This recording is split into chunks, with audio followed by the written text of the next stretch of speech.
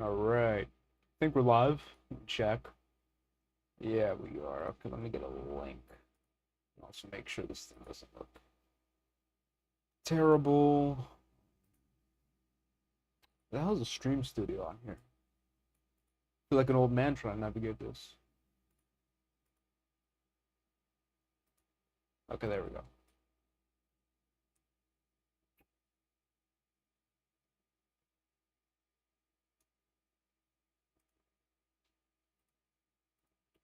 Why does it look so bad? Is that just... Oh, okay, there we go. Okay, now that's just the preview. All right. Okay, chat's over there. I think we're good. Now, I used to stream a little bit, but now it's like rocket science. I had to spend like 30 minutes trying to set this up because my mic wasn't working and my camera was acting up. I had to change the whole lighting setup. But we're live, so paying for it and get started.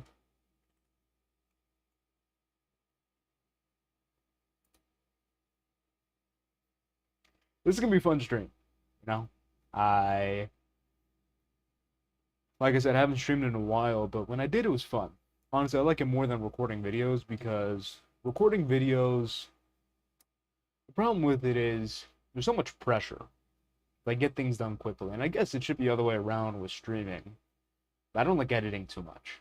I'm decent at video editing, but I don't like doing it. So I prefer this more streaming format where I can just relax. You know, like right now, like the recording pressure is kind of in me to start, open up a video and start reacting to it, but I don't think I will.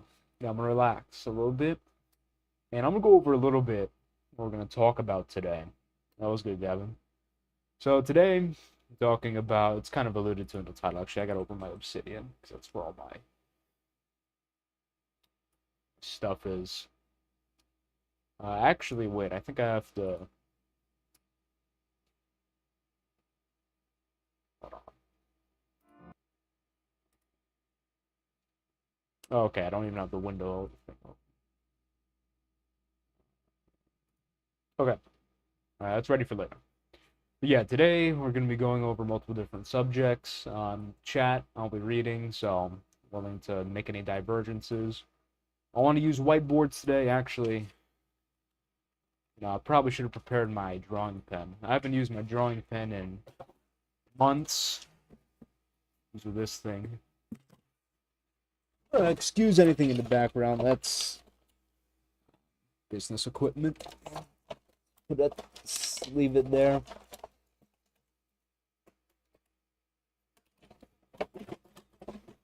I don't even think I have my cable for that. I do. Okay, there it is. All right. So, hoping to pull out the whiteboard sometime in this video. Those been watching for a while will know I used to love whiteboards. I used to sleep with whiteboards, cuddle up with them. But I haven't used it in a while.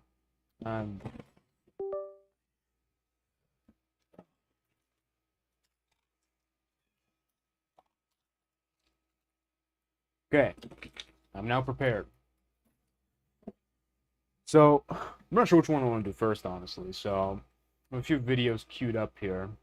I have one about performative male masculinity. That's really just gonna be a critique on the philosopher bro, like the new nerdy guy with glasses concept of masculinity, which is really retarded. Lust is destroying Gen Z. That's always a good subject to go over. Conservative woman, that would be a good one. Giving up an American dream. A psychoanalysis on Jumani. You don't know who Jumani is. In for a treat. But let's start over this performative male masculinity one. I thought that would be an interesting one to start with.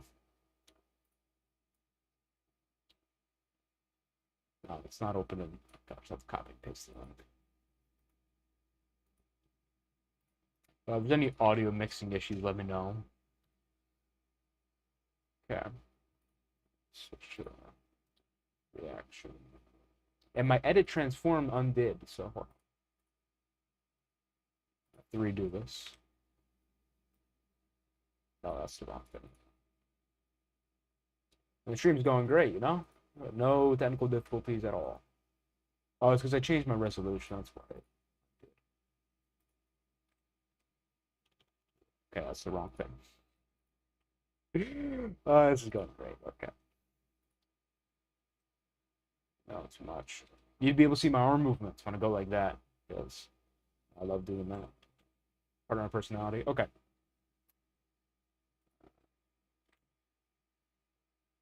Okay, then we're good. Let's get into this. This is make myself smaller. As much as I want to take up the whole entire screen. Yeah.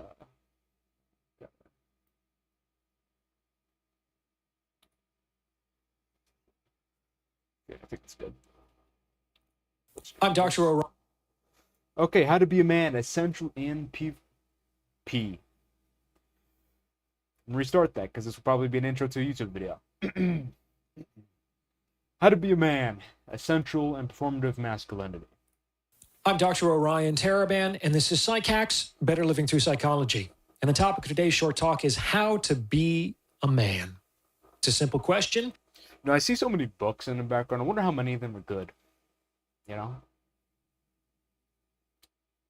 I don't know, I'm not gonna act like I've never watched parts of this video, and I never watch one of this guy's videos. He has like a very secular-minded concept of masculinity. It's like if you asked a liberal in the 1950s what masculinity is, and everyone goes like, "Oh my God, this is so amazing! Wow, he's not like a dude who thinks they should walk around in pink tutus," but it's really not that much better.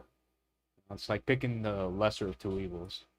And one that 100 years ago would be ludicrous to ask, because back then, everyone just sort of knew what the answer was. But here we are in modern times, characterized, among other things, by an identity crisis in men. How we got here is extremely complex, but here is where we are. Now, some forms of masculinity, such as machismo masculinity, are fairly complex. This is because they are performances of an So what everyone calls like, oh, machismo, you're so my family. When they hear my views on women, and they're typically like typical conservative people, they're like, oh, machista, which is like machismo in Spanish. And the thing is, the whole machismo concept is actual masculinity. Okay, I feel like because of people like Andrew Tate, these like intellectual philosophy bros, like actual people that think on higher levels, are kind of like, well, that's like too much, and that's like unintellectual, that's dumb, but I also don't want to wave around a pride flag, so I'm gonna become a smart guy. Okay, actually, I really hope this is here so I can actually I'm gonna be a smart guy. Okay, I'm gonna be smart, and I'm gonna read some philosophy books, and I'm gonna make my own concept of masculinity. And then they meet up with all these other guys on YouTube, they watch their videos, and they end up thinking to have something great. The machismo concept of masculinity is basically everything you need, aside from the lack of emotional processing, which does not come from becoming a philosophy bro. As much as I read and love philosophy, I guess a part of the philosophy is actually to be a bit machismo, because there's these people talking about masculinity and they don't work out, they look kind of geeky, they're kind of nerdy, and I'm nerdy and geeky, but I don't look the part. There is a performative aspect, and we'll get more into that as the video goes. Written etiquette with evolving rules and standards. However, this form of masculinity, as much as femininity, is essentially performative. Neither is a natural suite of behaviors, and each is an expression of a particular time and place. These forms of masculinity and femininity... Okay, yeah, so that's like a way of saying it's outdated. ...can be learned, and skillful execution of their respective suites of behaviors both express and confirm status in men and women. Many of the answers you'll hear on the internet to the question of how to be a man correspond with performative masculinity. They are things that you can do to signify your man status with props, costumes, and postures. These could be things like grow a beard, lift heavy stuff, start a business, go fishing, go hunting, learn to start a fire, learn to drive a manual transmission, learn to seduce women, learn to fight, learn to shoot a gun, learn to grill a ribeye steak, talk knowledgeably about sports, drink beer and appreciate whiskey, etc. Yeah, some of these things are kind of gay, but essentially, yeah, I mean, that's kind of what masculinity's been boiled down to in the past, let's say, 50 years. Uh, Not including the past, like, 10. Yeah. Now, I don't have a problem with any of those things. A lot of them sound fun and could prove beneficial to the individual in question. However, I do think that all of those responses suffer from defining masculinity essentially as a suite of behaviors, as a performance. Now, Yeah, so that's just going to be, I guess, if he's talking about the average person, yeah, but I understand it's a popular level YouTube video and it's 9 minutes long. I understand those things, and I'll be charitable about those things, but that was good, Lennon. But the thing is, masculinity is both essential and performative. It's both. You can't have one without the other. In this part of this video, I'm going to demonstrate the absurdity of this proposition that masculinity is just this essential concept like he's going to explain. I have a different take on this question. As you can see, I'm not a guy who's very performatively masculine. I work with words in a very feminized profession. I've never played football or scaled a... And it's funny because the feminized profession thing actually leaks into his evaluation here. Fish in a very or subtle worked way. a calf.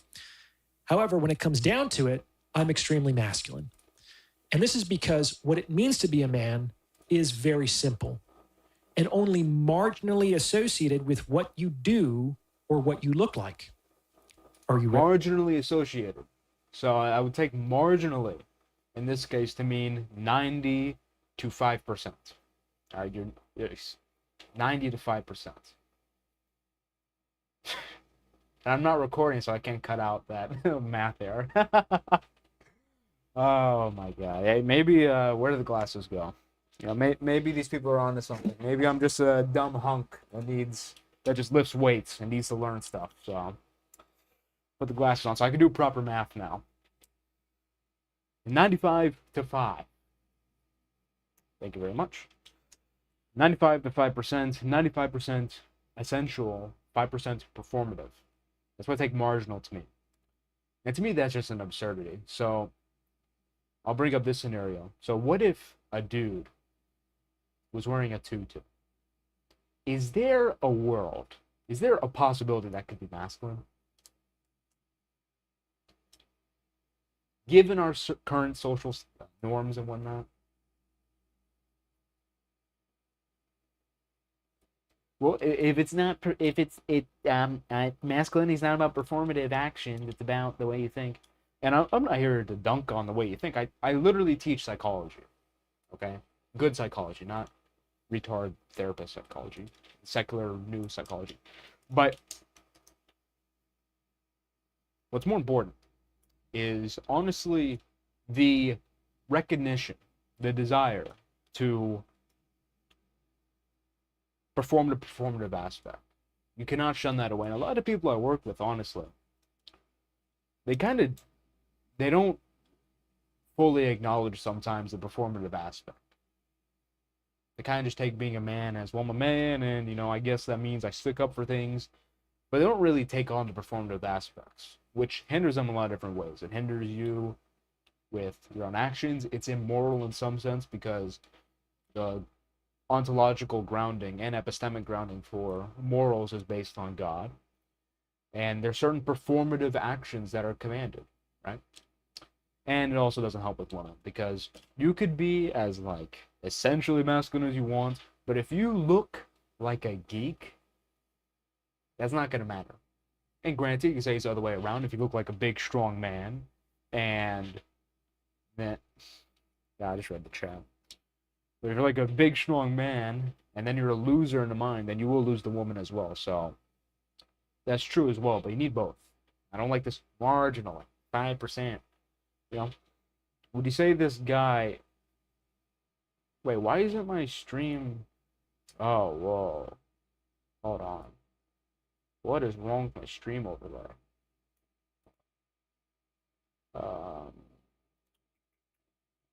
What the? Okay. Yeah, as I suspected, my chat is not even running. Okay, hold on.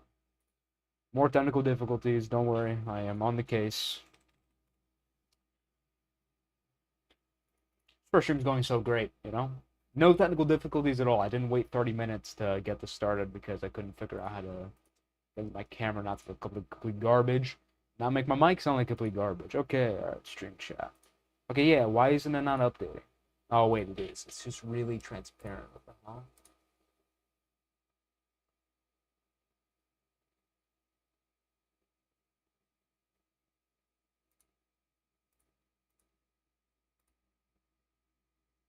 I, what Gavin said didn't even render my stream setting. Did it, like, moderate it?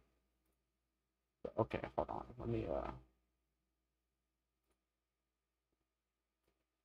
Okay, is that better? Oh, I have to save it. Jesus Christ. This is... I feel like an old man. Okay, it's gotta increase the font size.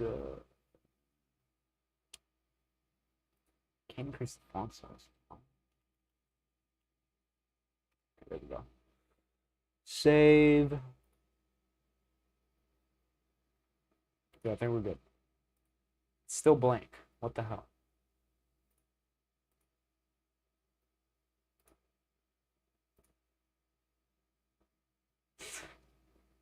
Oh, good God Almighty. Bro, what the hell's wrong with this thing? Anyway, let me copy this thing. Maybe I have to update it.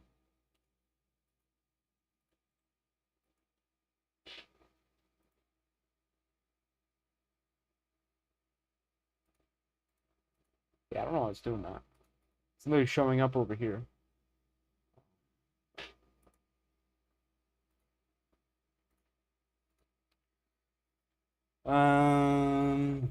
Yeah. I think I'm fried.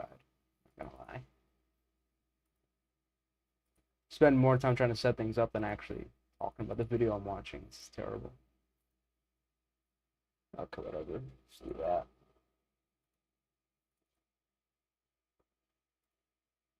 Yeah, it doesn't, it literally just does not render. I don't know why. Okay. No, I don't want to read the chat. Okay, just excuse the technical difficulties. Give me like 5 minutes to figure this out.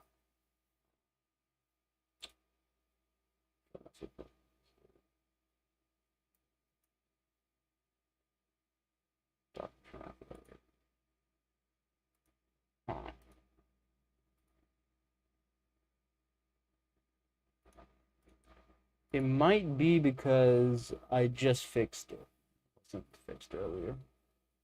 And now it's completely blank. Okay, whatever. I'm gonna assume that it'll fix if someone sends another message. Okay. So, Gavin said something about objective worldviews. I'm not gonna lie, I didn't get to read the whole thing because it just deleted itself. I think I'm moderated as well. I couldn't even see it when it got typed out. It's weird.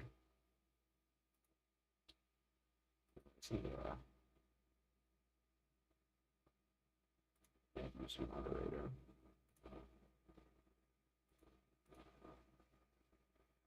But yeah, he doesn't have an objective worldview, so he can't even. Basically, all of his statements are meaningless. That's true. That's why he can't do psychology without philosophy.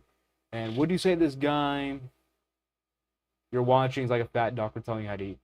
I mean, he seems like a somewhat intelligent. Okay, but yeah, it wasn't working because I didn't fix it earlier. Okay, cool. Thank God. Anyways, so I wouldn't say this guy's a retard. Okay, he seems like a somewhat intelligent guy, and honestly, if I had to spend the rest of my life trying to like talk to these guys in intellectual conversations, I wouldn't mind that. These people are smart, you know, they study, they read, they understand English, etc.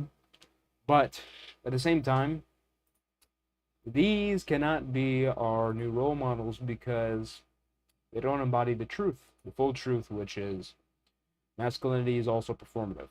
It's more like, it's honestly more like 60-40, 60% mental, 40% performative.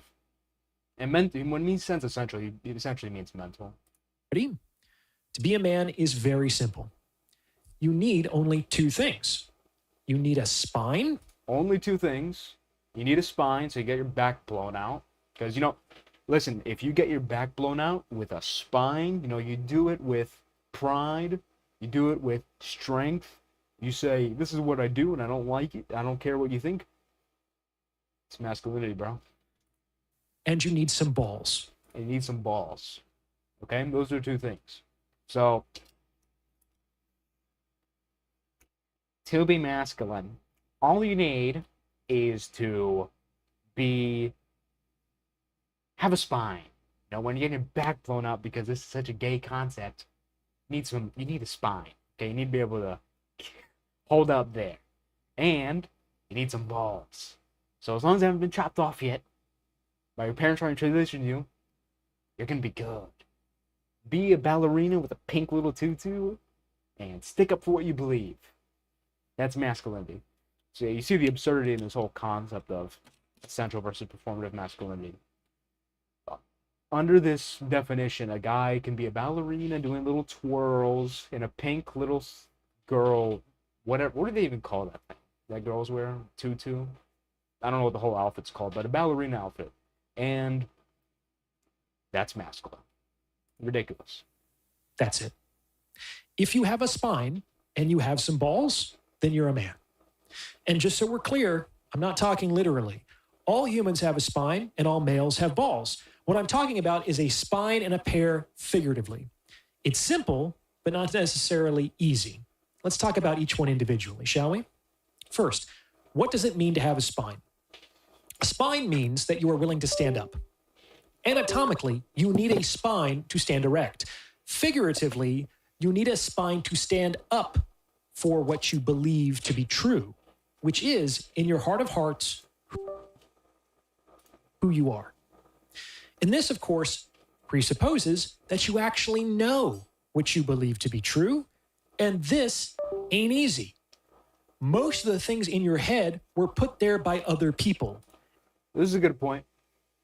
And again, this is why I prefer to dispute with people. It's not like he's talking to me, obviously. I'm trying to connect this thing right now. It's obviously not like he's talking to me, but to break down and analyze the position because they'll say some things that are smart, but they'll miss the whole picture. And that's what I'm here for. It's not like I'm listening to like Dean Withers and everything he says is just wrong. And I have to spend like 50 minutes to go over a 1-minute clip. It's insane. And a lot of that stuff is total garbage. For most people, it takes years and years of patient self-study to learn what they believe to be true. So young guys get a pass here, though it's important to acknowledge that we tend to make their jobs harder by filling them up with so much distracting nonsense to begin with. However, there are many older guys, men who I speak with on a regular basis, who don't know what their values are, don't know what they believe to be true, and consequently don't know who the fuck they are.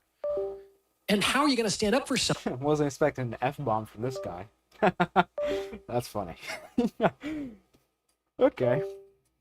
No, I mean, I don't swear personally, but I don't really mind it. And shows that I guess he has a little bit of, balls. I won't dispute that.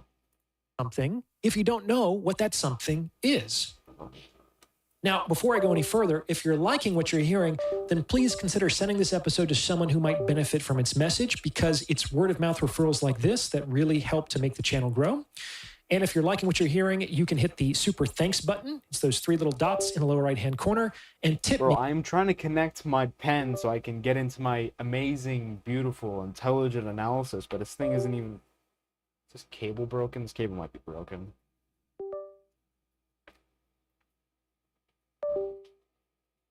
Just to look more masculine. I don't know, maybe. I don't know, this guy tends to talk a lot about masculine. There might be another video I'll do from later.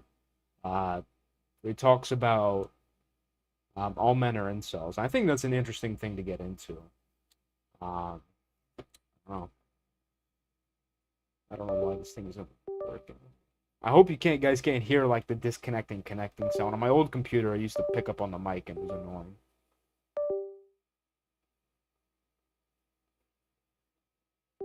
Okay, it's connected. Now it's disconnected. Alright, I'm gonna do one search down here. If I don't find the cable, then I guess I have to use my mouse. It's not ideal, but that is a GameCube remote. I haven't used that thing in ages. That's USB-C, and I think the prospects of my amazing drawings are going to be significantly hindered because I literally do not have a cable. This thing. That's not. That sucks. You can hear it loud and clear. Oh, Jesus Christ. Bro, this is going to be such a disaster in post. Okay, one more try. It's okay, that thing is cable's garbage. Okay. Now, guess I'm using my mouse. In proportion to the value you believe you've received from this episode. I really appreciate you know where you stand in relation to the universe. This is because as soon as you stand up, you cast a shadow, which situates you in a specific place between the heavens, literally the sun, and the earth, your immediate surroundings. Unless you are completely in line with the light, there is no way to avoid casting a shadow on this plane. Among other things, this means that as soon as you stand up, that is, as soon as you make it known who you are and what you believe in, you will attract an antithetical element in opposition to that, the shadow. People will disagree with you. People will disapprove of you. Some people will despise you. And the taller you stand, the more some people will threaten, attack, and seek to destroy you. This is part of the risk of standing up and having a spine. And this, of course, is why we rightly respect people who stand up for what is right, despite the personal risk of doing so. What's strange is that the alternative to doing this, that is remaining spineless, isn't all that great either. You go through life never really knowing who you are and what you believe in. Now, it often happens that some people do know who they are and do know what they believe in. However, they're never able to find their place in the world because they weren't willing to stand up from their hiding places and say, this is me. This is because doing so requires the second ingredient, a pair of balls. Having a pair means that you're willing to suffer the risk associated with being somebody, a specific individual with values and beliefs. It means putting your money where your mouth is. It means not giving a shit whether you agree with me or disagree with me. Not giving a shit whether you approve or disapprove of me. Not giving a shit if you... Now, see, the danger in this proposition he's putting forth is that because the performative aspect is essentially completely done away with, what if someone said, you know what? My beliefs are I am a Satanist, and I'm going to stick up for that. You say it's wrong, I don't care. Child sacrifice rituals, I don't care. You know who would actually fall into this definition of masculinity. Let me pull this up. This will be interesting. Try to find it. It's going to be a vast sea of books. Who's the one? Which book is it? I think it's... Oh yeah, this book. Now, I'm not going to get too much into Freemasonry and stuff like that, but let's just get into here.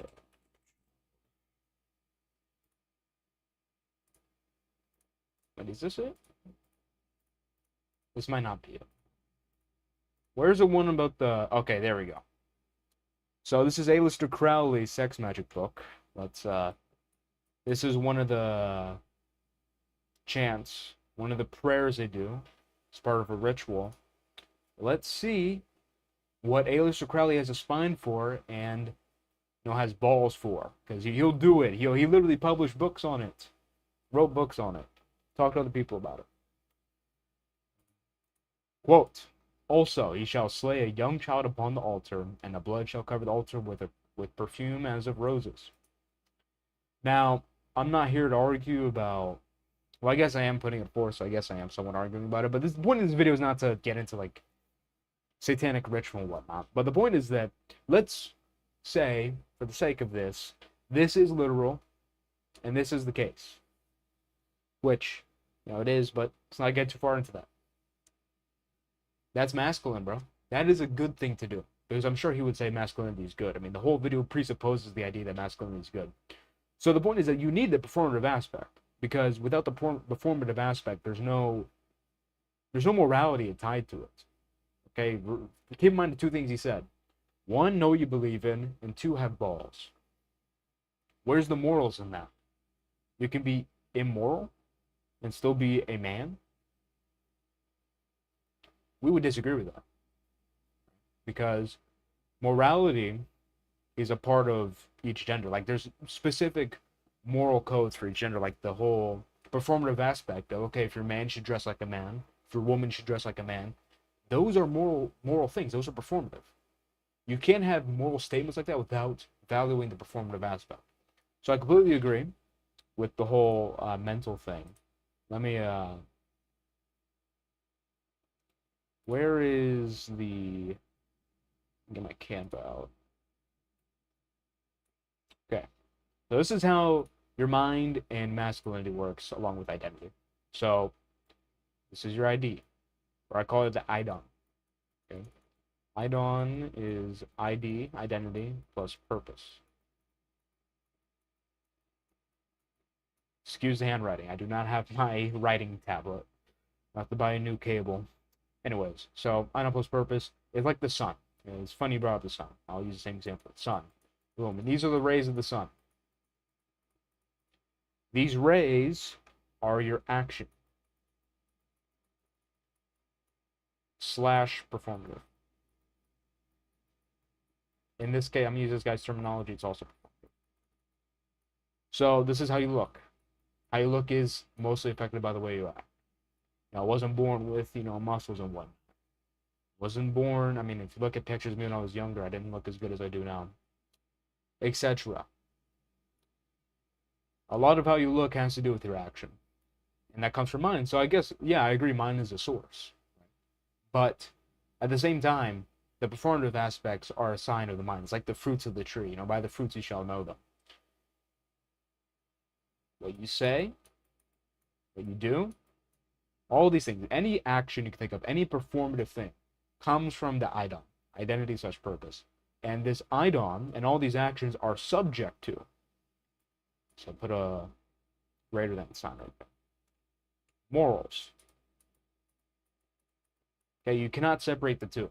Because what do you say when you say, well, it is a good thing, and it is true? So these are moral, those are ethical. Right? Even when you say this proposition is true, you're assuming that logic is the case, and logic is inferences and syllogisms that lead to a conclusion.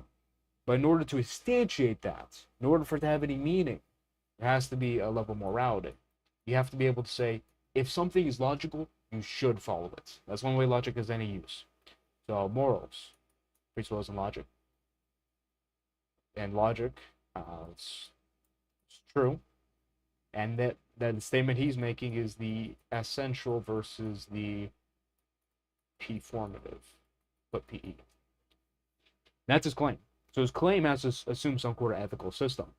And the problem is, there's no ethical system implicated, talked about, and clearly he isn't using the Christian ethical system or any objective ethical system, because he essentially just said, whatever you feel is the case is the case. Right? He may not explicitly believe that, but that is the entailment of what he has talked about. So he has no moral system, so therefore, I'm going to go back here. If this was literal, let's take it as literal. Let's not get into, explaining the conspiracy and whatnot. Also, I just realized you can't even read the whole thing, but whatever. I already told you. There you go. That is masculine. That is good, because it says masculinity is good. So this is the absurdity, bringing up performative versus essential masculinity. And everyone who is like conservative, just because he said that masculinity is something, he's talking about masculinity, not in the context of waving around a pride flag, they nut their pants. Like, they just lose their minds. But no, it doesn't work either. You need the moral system. And the only coherent foundation for morals is from God. God, morals, This should be the alignment of idons, creates what I call a silunox, which is the higher self in other traditions, and from there your actions flow out. So yeah. Love or hate me. It means, if necessary, putting your money, your relationships, your career, your status, your reputation, and even your life on the line in the service of what you believe to be true. It's true, but what you believe to be true is also a part of a masculinity.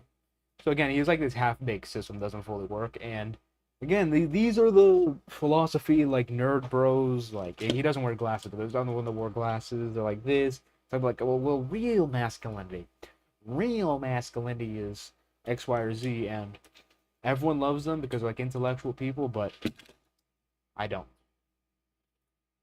If you have a spine with no balls, you spend your life hiding from your friends, hiding from your women, and ultimately hiding from yourself. While you technically can't do anything to earn respect, in the sense that you cannot make someone respect you, especially if, for whatever reason, they have a mind not to, you can significantly increase the probability that you will garner respect from other men and from women in general by having a spine and growing a pair. We respect those who are willing to hold the line and risk it all. But yeah, the performative versus essential masculinity distinction is just retarded. And I see everyone like drilling on. Let's look at the comments. Let's see what people are saying about this.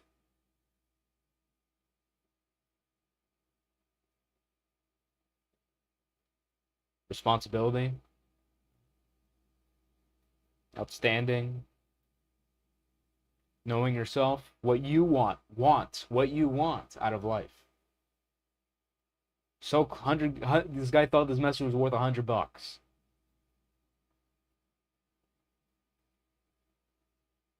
Yeah, the topic is extremely subjective under the secular worldview. I mean, again, I don't understand how modern psychologists with no moral system, no philosophical system to ground their morality, why should you help someone who wants to murder people? If he just wants to. You have to assume that murdering is wrong in order to make that claim. But they don't have a system to instantiate that, so how does it work? To be not completely incoherent. This guy's getting donated so much. Am I getting jealous? Not really. To be honest, I want to make a joke about how I was getting jealous, but I'm actually not really jealous. But yeah, literally everyone is just like, wow, oh my god, oh. But like, it's like, it's mid. Again, I mean, there's worse, but next. Let's do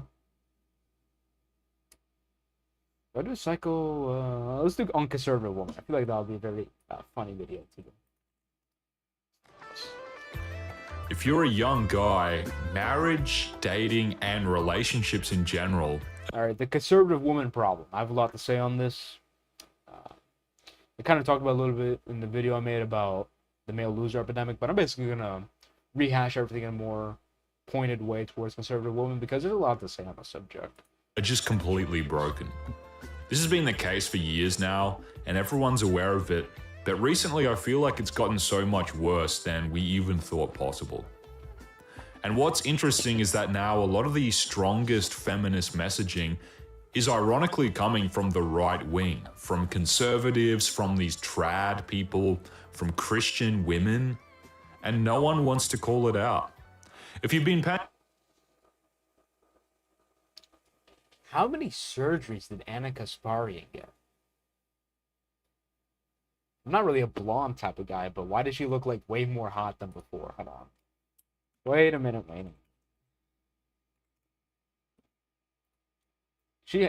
I heard she got like a bunch of surgeries and whatever.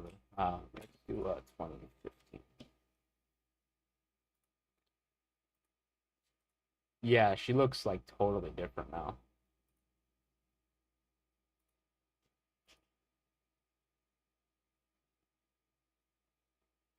And I heard that she's like moving more towards the right. talking bad about lefty. I mean, I don't really I don't really care that much. Still liberal at heart, not what I want, but so much for a feminist. I mean, I would think that feminists would be the last people to get like surgeries and whatever because, you know, it's all about liberation, right? Just embrace who you are. The feminists do the most body modifications. I always thought that was weird. It's like contradictory to the whole premise of feminism. Paying attention, all of a sudden there has been this massive surge of conservative or trad women influencers popping up. And this all really started when the whole trad thing went.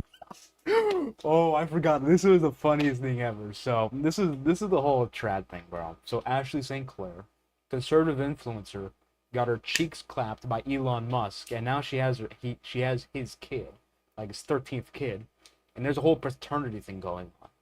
Like, like this is conservative. Actually, hold on.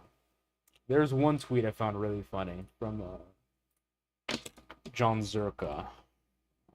Yeah, I remember seeing this and it was really funny. I don't know if I'll be able to find it.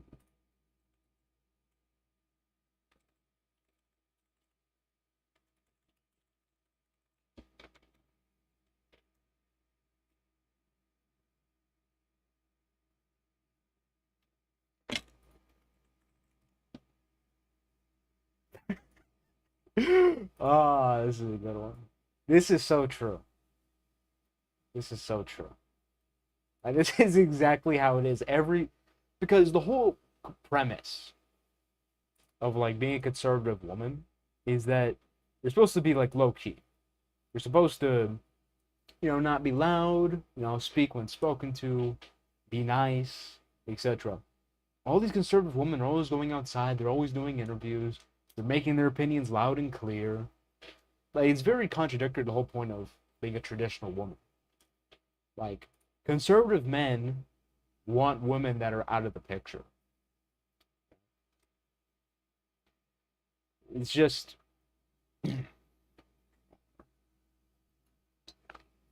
weird how it's so contradictory on a fundamental level. And a lot of them are. I don't like using the term grifter because a lot of people use grifter in an unfair and dumb way.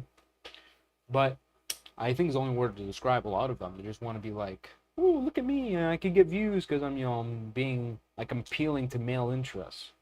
Very few of them are actually interested in forwarding pro-women agendas. Like, yeah, they're anti-abortion, but that's it. Being anti-abortion was everyone, like, 80 years ago. It's not really that impressive. Yeah. So, Ashley St. Clair. And it's happening a lot more to them. Like, the whole conservative woman space is quite interesting. Mainstream at the end of 2023, with women suddenly becoming based, trad, e-girls and stuff.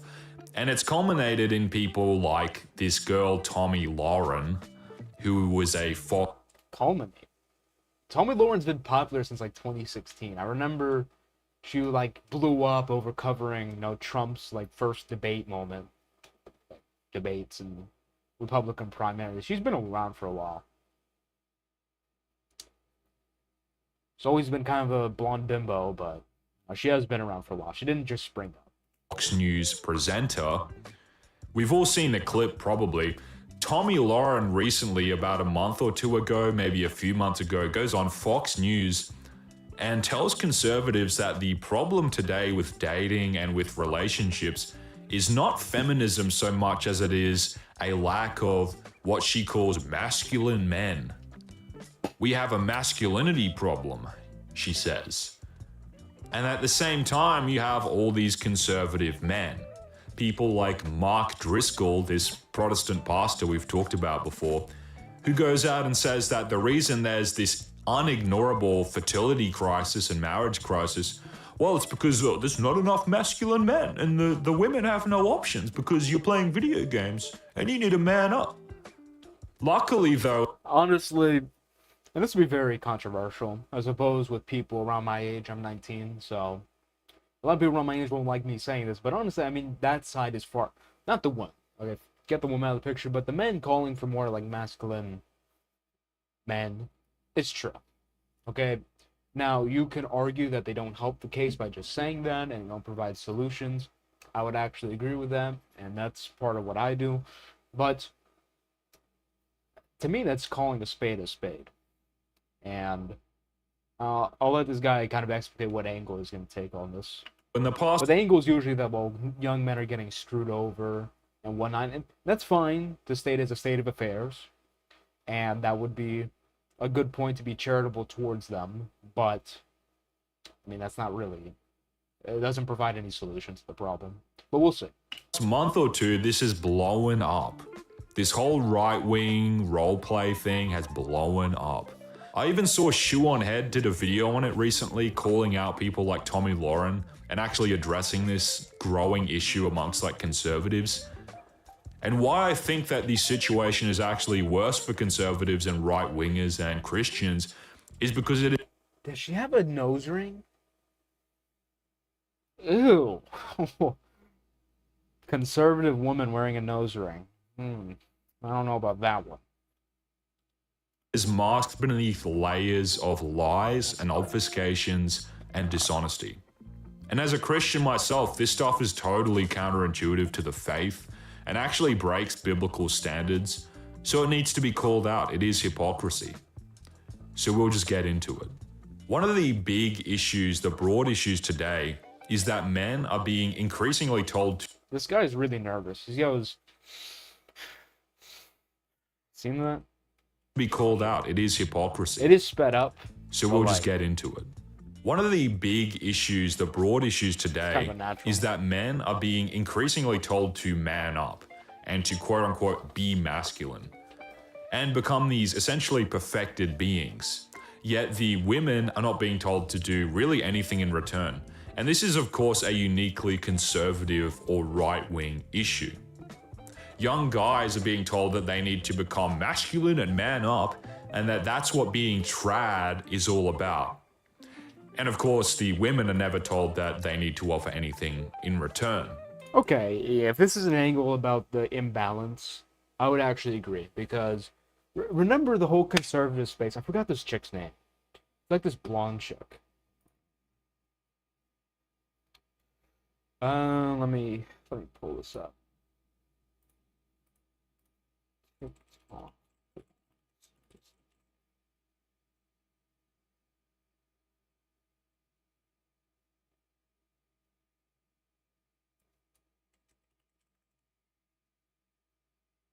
Oh yeah, this chick. Okay, yeah, alright. Philip DeFranco, I don't really care about... Oh wait, I opened the wrong tab. Okay, just here we go. Yeah, Philip DeFranco. I don't know. Is Philip DeFranco based? I don't know. I haven't seen this guy's name since like 2016 with the YouTube adpocalypse. Those were crazy times. So it's been requested. Let's talk about trad wife TikToker Lily Gaddis. A trad wife, short for traditional wife, basically the idea that a woman's proper place is in the home, cooking, cleaning, while the man brings in the money. And Lily's been in the news recently because there was a video that she posted where she was chatting with her viewers about, quote, dumb whores, immigrants fresh off the boat looking for a green... Dumb whores. So, I guess I'll just make this point and I'll watch this as it goes on, but here's the thing. Women are supposed to be, again, quiet, but they're also supposed to be very clean-mouthed, okay? No swearing, nothing rude, nothing mean, you know, very nice sweetie pies, okay? That's what it's supposed to be. That's like the servant position. And then this chick comes in and says, dumb horse apparently, and nigga or niggas. Green card as well as gold diggers, with it all then leading to this clip. Everybody I know who's married right now, they're married to broke ass nigga. Yeah, so that's like a very potty mouth thing to say for a lady. Lady shouldn't say things like that. And the whole conservative space went like, oh my god, she is so based. Can I have your autograph? Can I buy your bathwater? Can I interview you for my podcast? They went insane.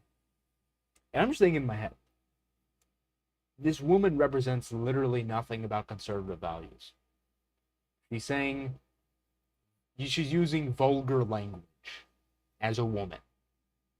And we're going to platform and say, this is the conservative, beacon of femininity? Like, no. Like, doesn't make sense. And they don't care. We don't give a about your money. With that video blowing up, a lot of the responses going, what did she say? They're getting millions and millions of views until her TikTok got suspended. Right online, you saw tons of people super pissed off and disgusted, with Lily then responding with this video. So a recent video of mine seems to have... Okay, I don't care anymore. But yeah, just to prove a point. And of course, this all came about once the trad thing, the trad meme from 2020 or 2021, started to go mainstream. And I knew this was going to happen, and a lot of other people did as well. The trad meme existed to prove a point. It was to prove, look at what we lost in our culture. And then it went mainstream. At the end of 2023, during this mass awakening, it went mainstream. And when it went mainstream, all of a sudden this idea of being masculine went mainstream as well. And everyone missed the point. And it's all a role play, it's all a LARP, it's fake. If you are conservative, if you've listened to any of that rhetoric, women like Tomi Lahren say they want a masculine man who is strong and a leader and self-sufficient and traditional and all this stuff. But at the same time, as you might have picked up, they also simultaneously do not want a traditionally masculine guy.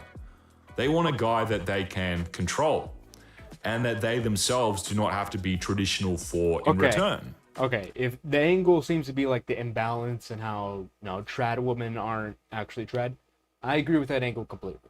I think in terms of the truth status of their statements, it's true. Men need to be more masculine, but they're not in a position to say that first because, well, they're women. Okay? Don't ban me, YouTube. It's not hate speech. It's a joke. It's a joke. It's a joke. But in any case, it's also true that they don't embody the position, and the whole conservative movement seems to keep platforming women that aren't conservative. So, and the thing is, if a woman was conservative, she wouldn't be able to be platformed in the first place. She would be at home off of social media, So it's kind of the whole paradox here. It doesn't work. And if you're wondering how that makes sense, it doesn't. And that's the whole point. And that's why nothing good is happening in those spaces. If you're a young guy and you were to embody what these people are saying you should be, you would become a contradiction. You're supposed to be rich and based and trad and masculine, but also listen to your wife's guidance and obey her, and she's never wrong, and don't tell her to stop doing things, and on and on and on. Okay, yeah, I agree with this position, yeah. It's ridiculous. Because the whole point of being a trad man is, like, you're able to say no, stop, don't do that. Well, I'm going to do it anyways. Bye. I'll check. And then you realize this is all just feminism using conservative buzzwords, which is why it makes no sense. And a lot of guys started to realize that about a year or two ago and pulled out of the whole game. But if you pay attention, these women like Tomi Lahren are never happy.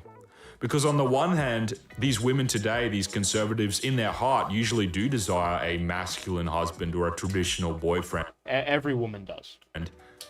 But then in their mind, they also want to control him.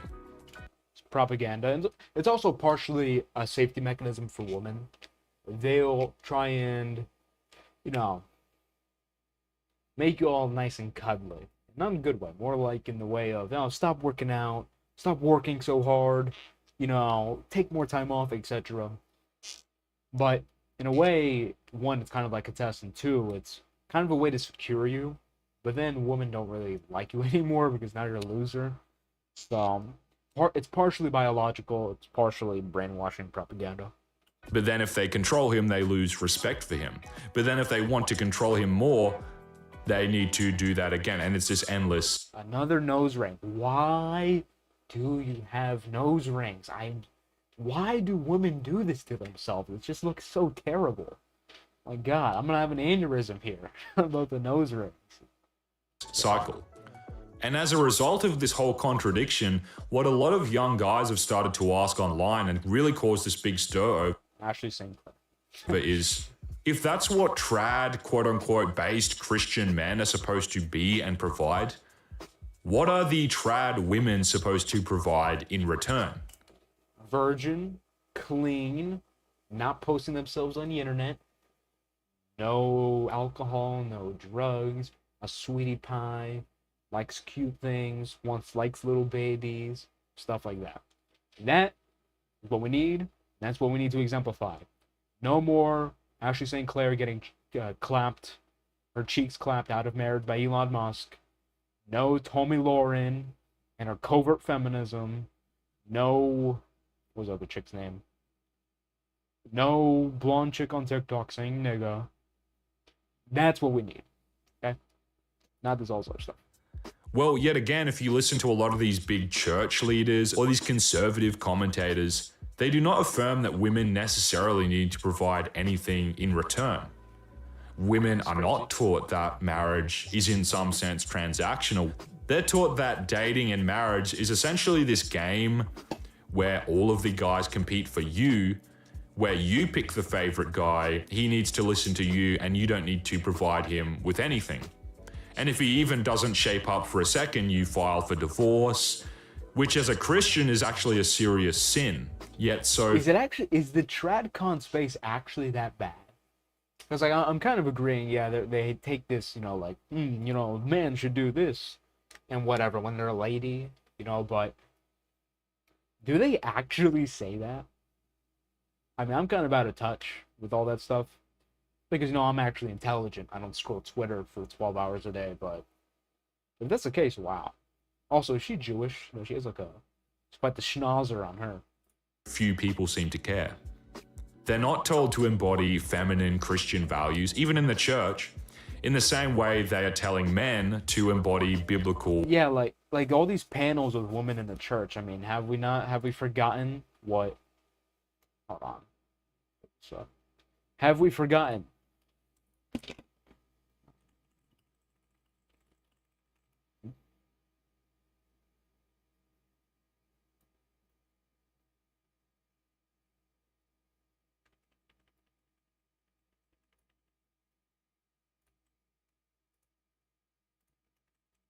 Pull up two of them.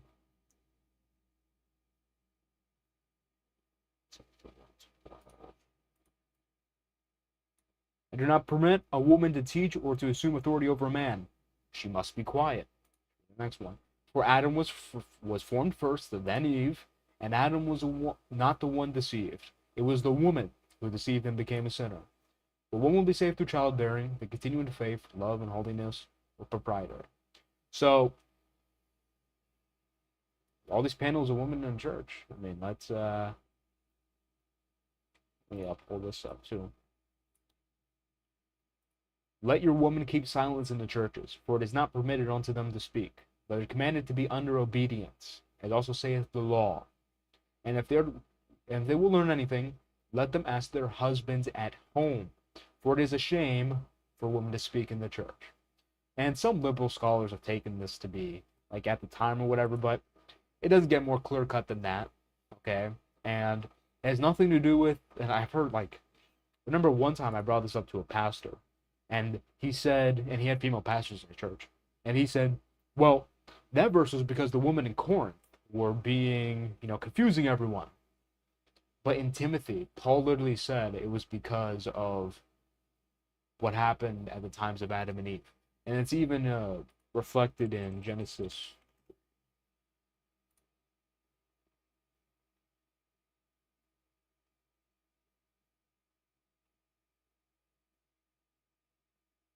The woman said, I will greatly multiply your sorrow and your conception. In pain you shall bring forth children. Your desire shall be for your husband, and he shall rule over you. It's very clear what the Bible teaches about this. This whole tradcon Christian thing, it's completely contradictory. Like, you're supposed to be, that's what it says. If you don't like that, then, go wave around a pride flag and your female liberation stuff. Male virtues, biblical virtues commonly attributed to men. In fact, a lot of younger Christian women actually embody the sins that the Bible says come from the fallen nature of women.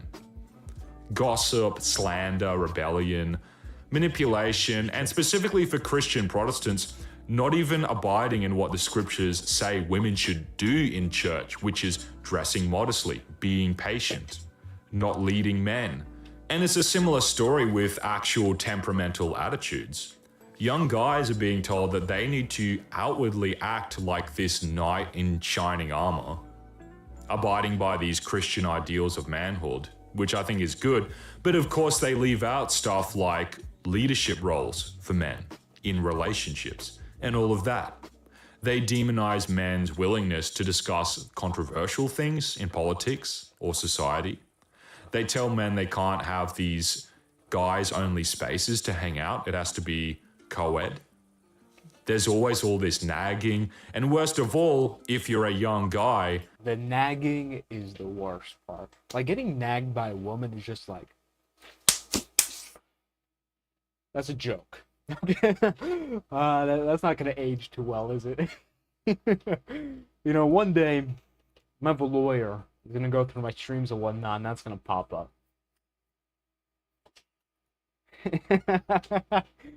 That's funny. they try to But it's also kind of not a joke. Like, you know, there's a few women that I see in relationships that are very disagreeable, very argumentative. And I always say, you know, to myself, and I've said this to other people, if I ever get into a relationship with a woman like that, she's either gonna stop doing that, or I'm gonna end up in jail for domestic violence. Oh God. It's true. Okay, I'm not gonna try and sugarcoat it. That's true. I just can't do it. Because the only person allowed to nag me is my mom. Okay, if you're not my mom, you can't nag me. That's the rule. If you try nagging me, you're not my mom, I get very angry. Okay, because it's just so annoying. It's like I'm thinking all the way up here, and I think down here, and I'm like nagging, like, why didn't you do this? Why didn't you do that? Make me feel like, oh, but yeah. Back to the video. suppress this desire for heroism and strength because that might be offensive, because young guys are very motivated. So really, they're lying. They don't actually believe young men should act like men. They believe in some abstraction. It's not real. And they call it trad. But it isn't. It's not trad, and it doesn't even exist. It is fake. And I've seen a few, you've probably seen it as well, a few people, a few guys in this space have been talking about that recently, and I resonate a lot with what they're saying. The opposite of that is true for these conservative women when it comes to attitude and temperament. These women today almost never embody what they claim to stand by and practice about attitude. They do not offer the traditional feminine elements of marriage. Most of them do not want kids or family, or they defer from it. They don't want to actually listen to their husbands or boyfriends, you know, despite claiming they want a leader. They don't offer these apparently trad women attributes like cooking or being soft-spoken or withholding from stuff like gossip. And worst of all, they are initiating all of these Yeah, and like if you're a chick hosting a news show, we see all these news chicks. I'm a news. I do the news. I'm a woman. I do the news with my little girl suit. This guy's doing this and this girl's doing this, whatever. It's literally a whole gossip fest. Okay? And it's like, what are you doing? You know, kitchen. It's so funny because they're the conservative woman. They're still going to have to be told, kitchen. You know? It's crazy. This is over nothing, which is considered a serious sin as a Christian. And this is why I think this whole trad thing is a LARP. It is a role play. It is hypocritical, it is fake, and it is being used to once again push this counterintuitive, feminist, like crypto-feminist. Is she wearing like, is that a dress or, it looks like a suit, like the shoulders are padded. Ew. This messaging amongst conservatives and right-wing people and Christians. These trad LARPers say that they believe in male authority in marriage or headship over the family and that being traditional. Oh god, that guy looks like a geek, bro.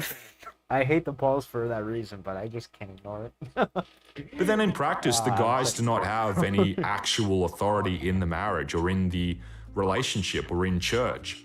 In fact, the only binding authority in these modern conservative marriages are the no-fault divorce laws. And that was exemplified, I think, about a year or two ago with Steven Crowder's wife, who claims to be trad. She's trad, but she publicly divorced Steven Crowder over him telling her that she couldn't do particular things. And it was on video. He said a few things which she said sounded mean, and then she, apparently a Christian woman, filed for divorce. Yeah, like that's completely antithetical to what Christianity says. Let me pull up. Let me quote Peter. Peter wrote about this specifically. Let me go.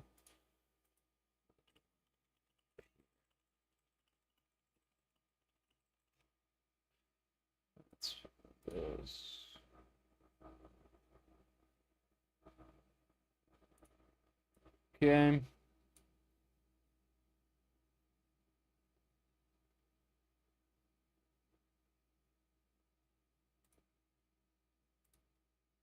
Wives, in the same way, submit to your own husbands, so that if any of them do not believe the word, they may be won over without words by the behavior of their wives.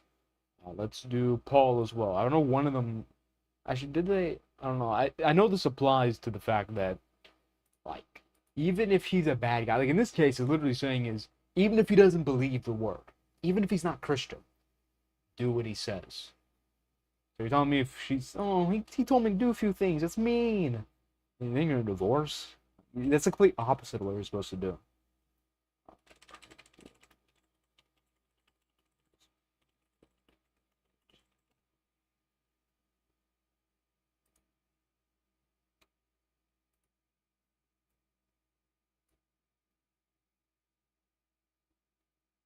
Wives, submit to your own husbands as to the Lord. Complete opposite of divorce, bro. Literally the complete opposite. And yeah, if anyone's watching this, yeah, I was using this as an example of a performative male masculinity video. Don't worry about it. I do not like Aleister Crowley, but it is a good resource about learning about how those people conduct certain rituals and whatnot. But anyways, yeah, let's keep going. And is that trad? You know, if a liberal did that, I wouldn't care. I'd just be like, hey, look, they claim that stuff. At least they're being honest. I disagree with them. At least they're being honest. And again, it's obviously not all of these conservative women, but the problem is I'd say it's more than 50%. And a lot of young guys are noticing this, and hence why it's becoming such a big issue. And you put all this stuff together and you have this weird situation where the man has no authority in the relationship. The woman does, but then the man must take responsibility for every single thing that happens in the relationship. Ever notice that? So when a woman cheats, they say that's the man's fault because he wasn't emotionally available or something. When a woman... Okay, I think cheating ultimately is the man's fault, but it's not for the reason, like, because the thing is, like, if you just aren't, if you don't got it, put it like that. If you don't got it, then she'll be open to cheating. Okay, so if you get cheated on, ultimately you should own up to it. You didn't provide what she wanted, but at the same time, it does fall on the woman as well. Although it also falls on the man for picking a woman, such a woman that would cheat. So, but it is also true. I mean, if you're a woman that can even conceive of cheating, like, you're also, yeah, it's not good. Oh, look, it's Mark the Baller. Yeah? Woman decides to divorce for no reason, a sin in Christianity, it's the man's fault. Because, I don't know, maybe he should have manned up or something. Or he couldn't provide. Or if the woman becomes feminist or these crypto feminists, they say, oh, well, that was the man's fault because the man didn't lead her properly.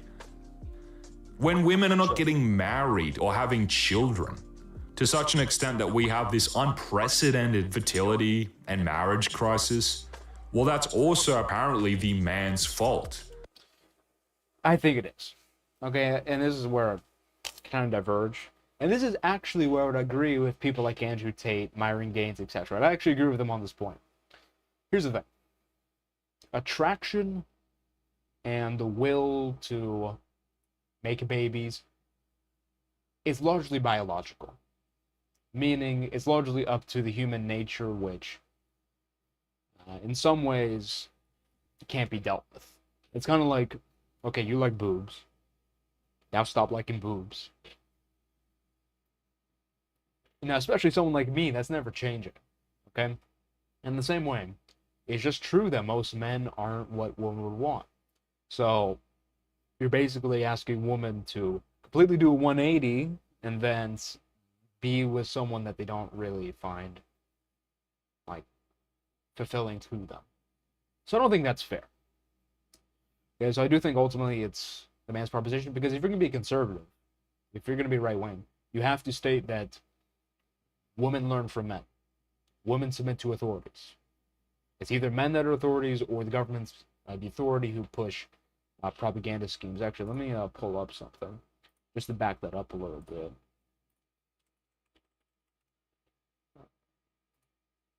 Yeah, let's pull this up.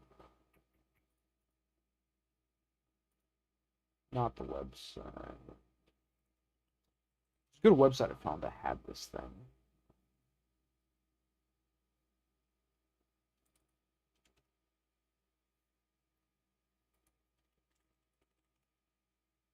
What happened to the website? There was a pretty good website that had... Oh, there it is. Okay. So, Gloria Steinem. Stein. Seems pretty Jewy to me, but CIA agent, literal CIA agent. Oh, she used to be pretty. This is what feminism does too. Like, look how she's pretty here, and then here. Looks like a witch now. And don't give him, oh, she just got older. Listen, there's feminists age different, okay? Especially ones that sell their soul like this. But yeah, feminism.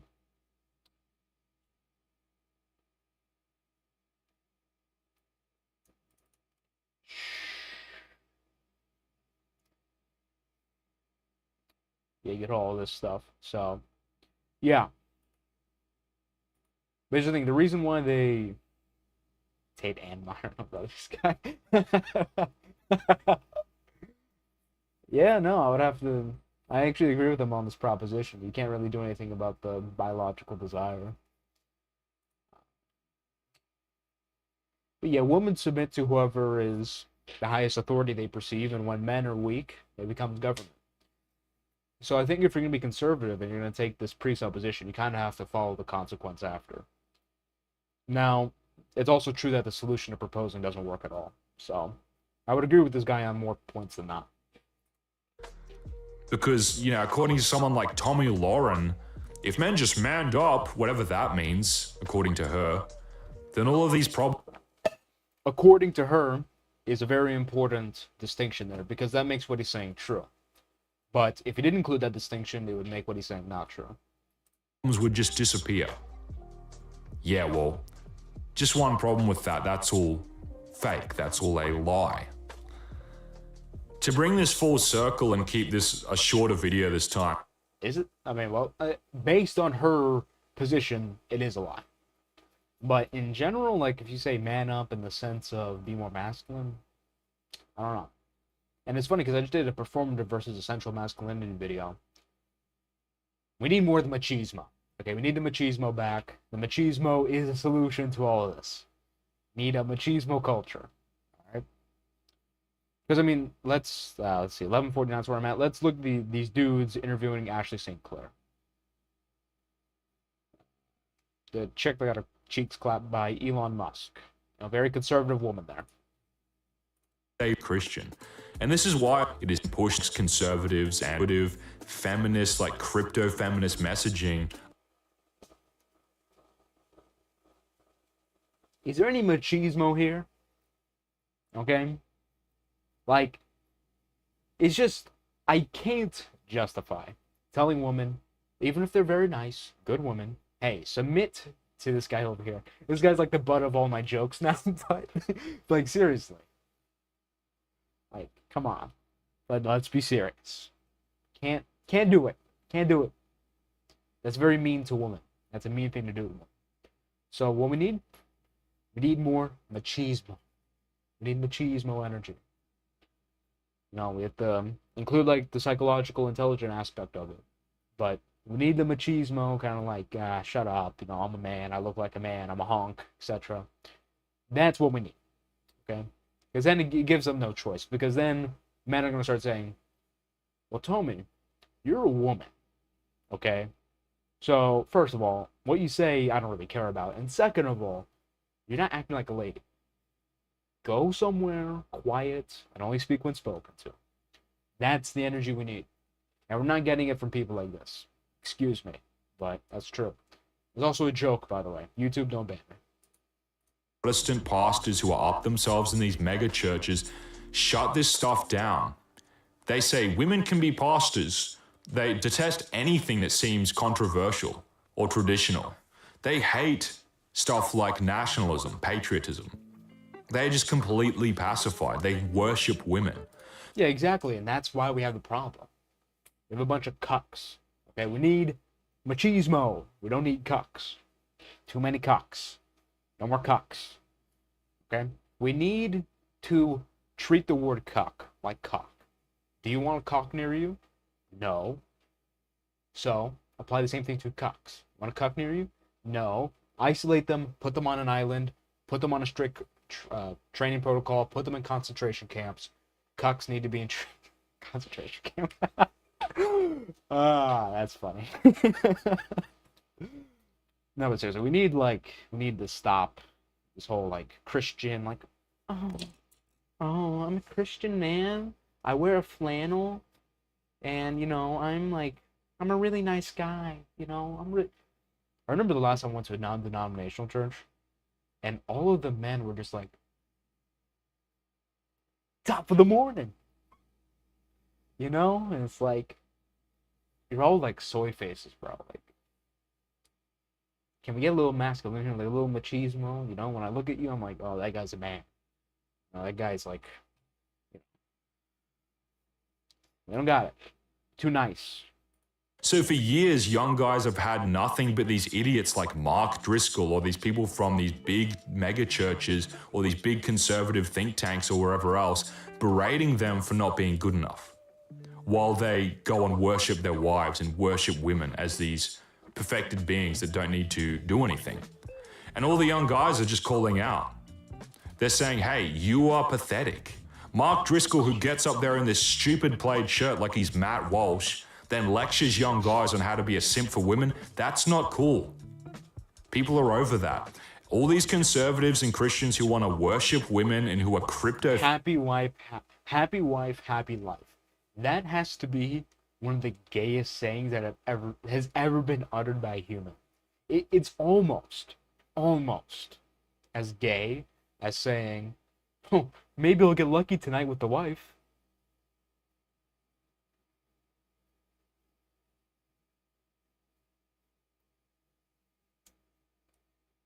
Oh, yeah. Yeah. This guy looks like a geek as well. You look like a geek. Alright? It's like Ben Shapiro. What did Ben Shapiro say that one time? Hold on, let me pull this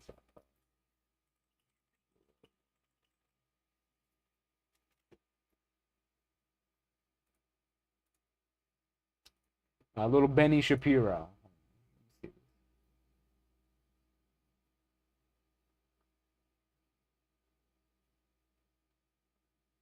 Wait, no. Wait, hold on.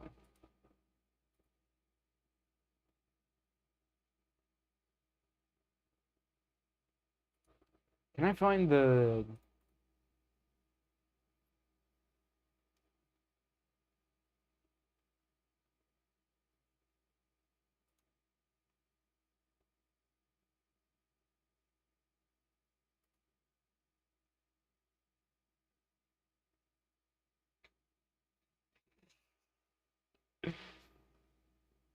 Oh my god, where is the... I can't find it, bro.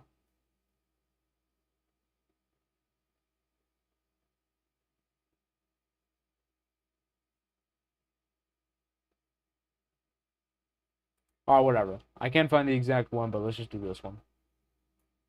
as I was also discussed on the show, my only real concern is that women involved, who apparently require a bucket and a mop, get the medical care they require. My doctor's wife differential diagnosis, bacterial vaginosis, yeast infection, or trichomonas, or whatever.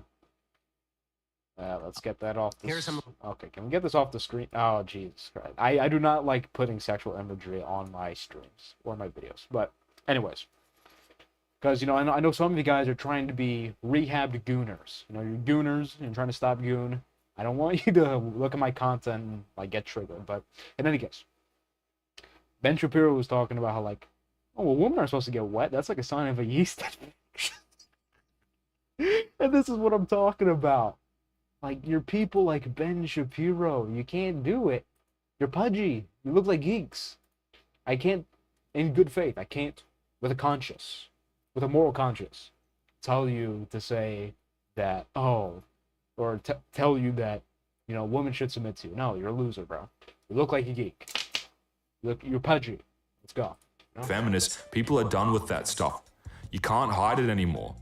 Young guys see it. These women pastors as well. Young people are done with that stuff. That might have worked with millennials or Gen X, and it might have worked with these effeminate young adult, Protestant pastors or worship leaders or whatever. But anyone who is in church, singing with a baby, doesn't make sense. switched on is calling this stuff out, and they're leaving. And it's not just the Protestants, it's the Catholics as well. And guess what? Same thing's happening. These Catholic women who are pretending to be trad but are crypto feminists as well, people are calling it out. Young guys are calling it out.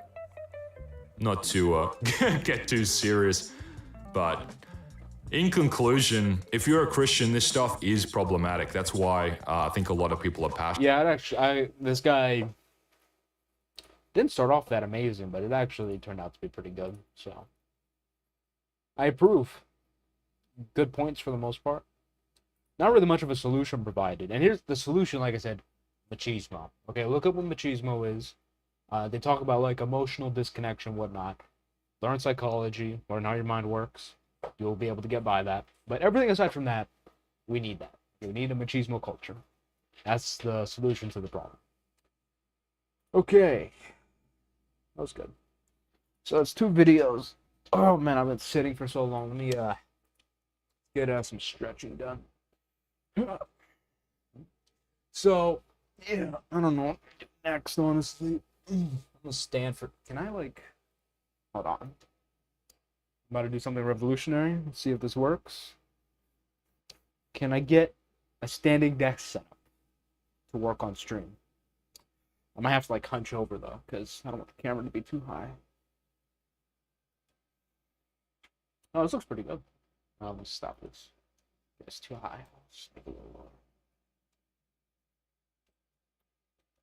Oh, I can do this. I can do this. I have to stand here for the reaction. All right, I can stand. Hallelujah.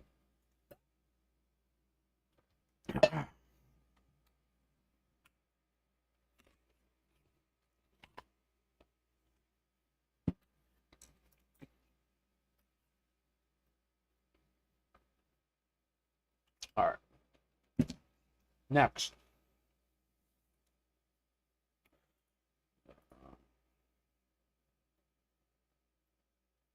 Honestly, how long have I been going? I'm only an hour and 20 minutes. I don't know how much content it's going to give me, but let's do. I feel like actually, yeah, let's do lessons during Gen Z. I feel like I can get into some light board stuff with that, but first, who needs the bathroom?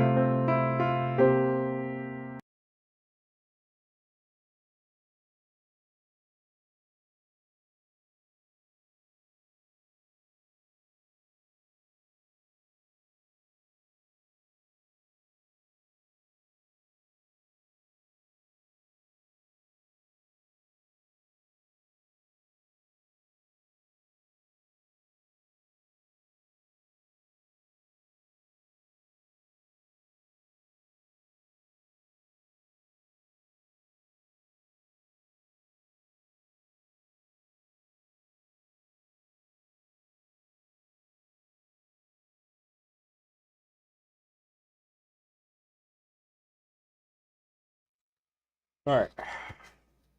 And now my camera's lighting its balls off. Hold on. Let me. I don't know why it does it. I feel like unplug it or replug it in once in a while. And now it's perfectly fine. It does make sense. Anyways.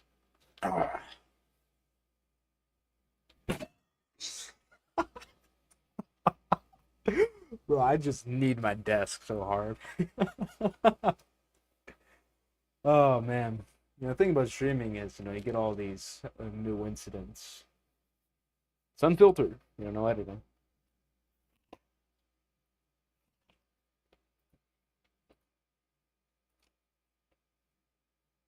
Anyway, so let's do. What video we do? Give American Dream. Let's just join Gen Z. Let's do that video. Good to do.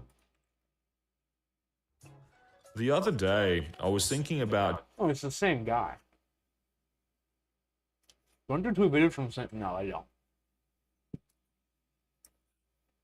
You couldn't even hear that, I don't think, but. Not two videos from the same guy. Let's see, I have 2 reactions at most. Might be streaming on Sunday. How many clips do I have? Probably like a decent amount. That's 2 videos, 2 clips, so. Yeah, I know you can't see the stream.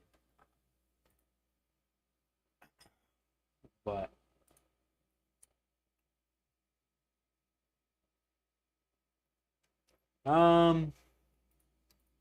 Let me think about what I want to do next. It might be time for the Jumanji psychoanalysis. I feel like that's what we're gonna do. Yeah, we're gonna do that. Jumanji, doing the psychoanalysis on Jumanji. Oh, look at that. Yeah.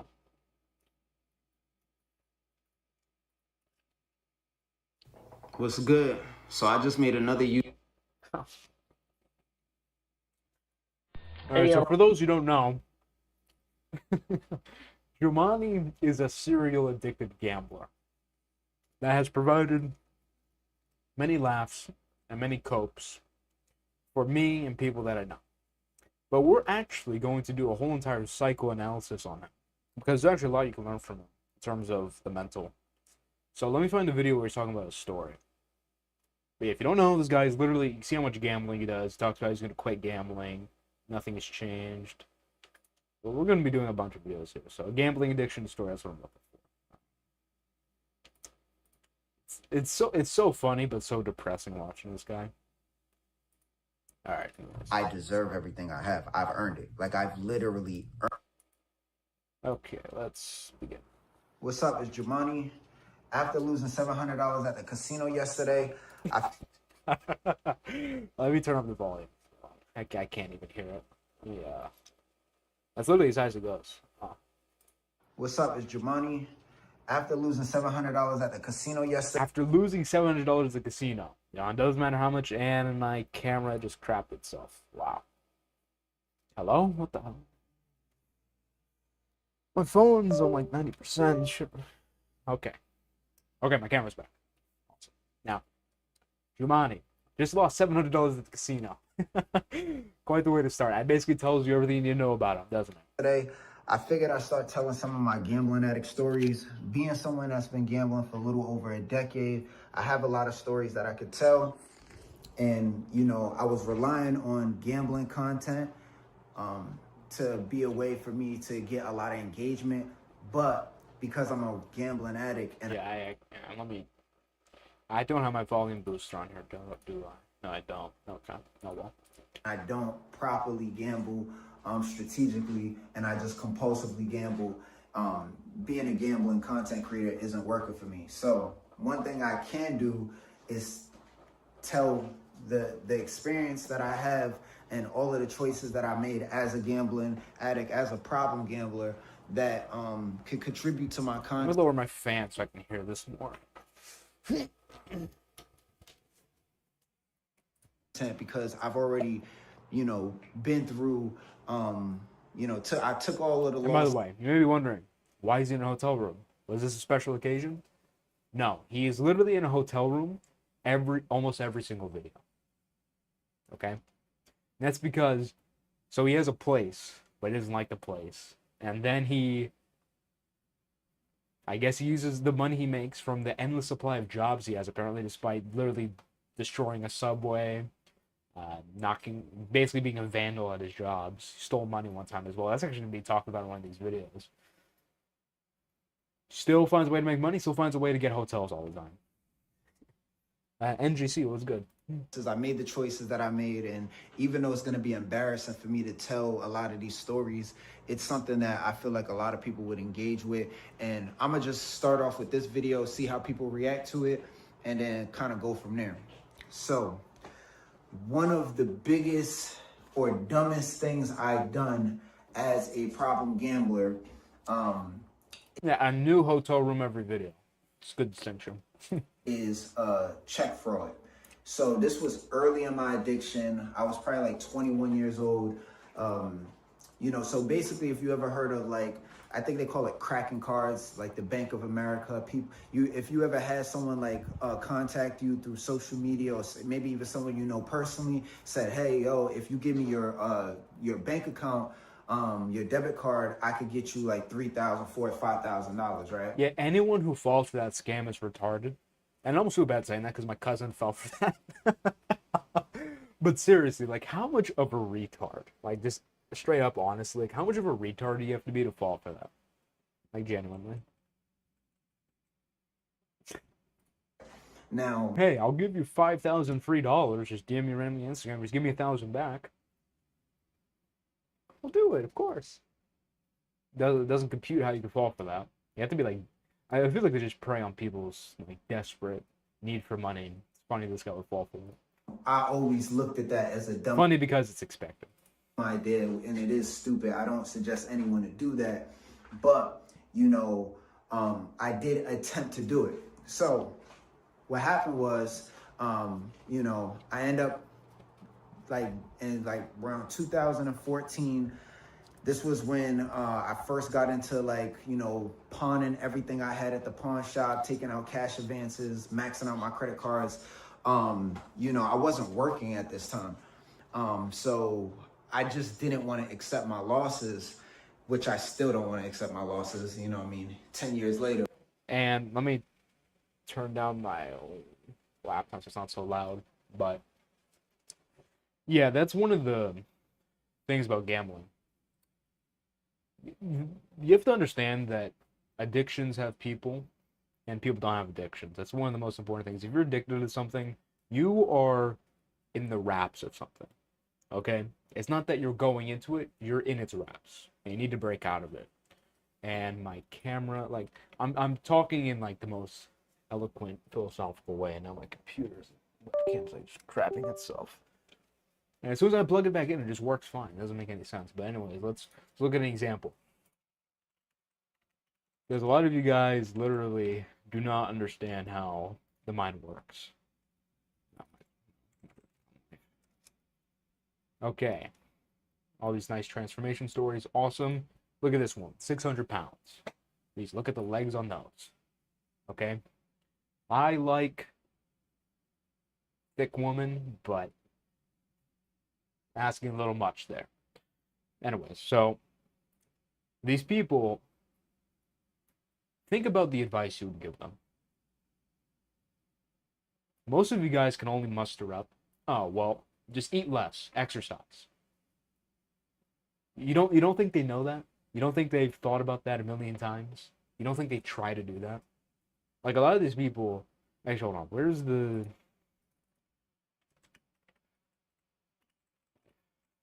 Black guy. There's one black guy who used to order Popeyes. Where is he? Not that one, not that one. Oh, there he is. There he is. He said something very, very crucial. Might get lost in the legs. Hey, Mark, this is you. If it wasn't woman, instead it was food. That's funny. The morning time, the first thing I do before I even brush my teeth. Good morning, how you doing? I'm calling to put in an order for breakfast this morning, please. I gotta look at whatever service I need, do what I'm gonna order for breakfast.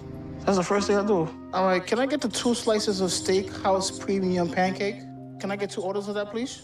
I spend most of my time on these delivery services. Can I get the game day family feast? Really, this is a mental thing. Okay, this is not a physical hungry thing. He's gonna say something very important. Let me guys, look at this water. But once I place an order, I get anxious, even though I'm such a terrible person. I just the food don't take long.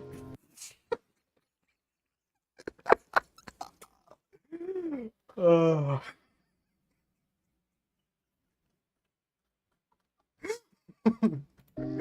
But once I place an order, I get anxious, even though the food don't take long. He's just looking through the peer hole. Oh my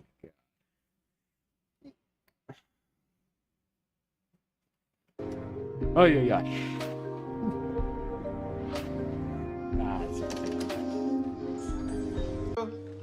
He's a nice guy. And once it gets Yeah, here, I couldn't be the cameraman either, bro. I'd just be laughing at them the whole time. And sometimes in the show, they have to like record them naked. That would be like, I'd have to go to a therapist. Like, I'm not a big fan of therapists, but like, oof, man, maybe therapy is the only solution after seeing one of these people naked. it's the best part of my day because I love to eat. Love to eat. And I'm ready to go, you know? I'm always ready to eat. I just feel like the food has to be eaten. Food could be here, and I tell myself, stop, just put it down. 10 Stop, just put it down. minutes later, for some reason, I'm back at it again. Not ready yet. Something in my head is telling me Something in I my have head. to eat the food.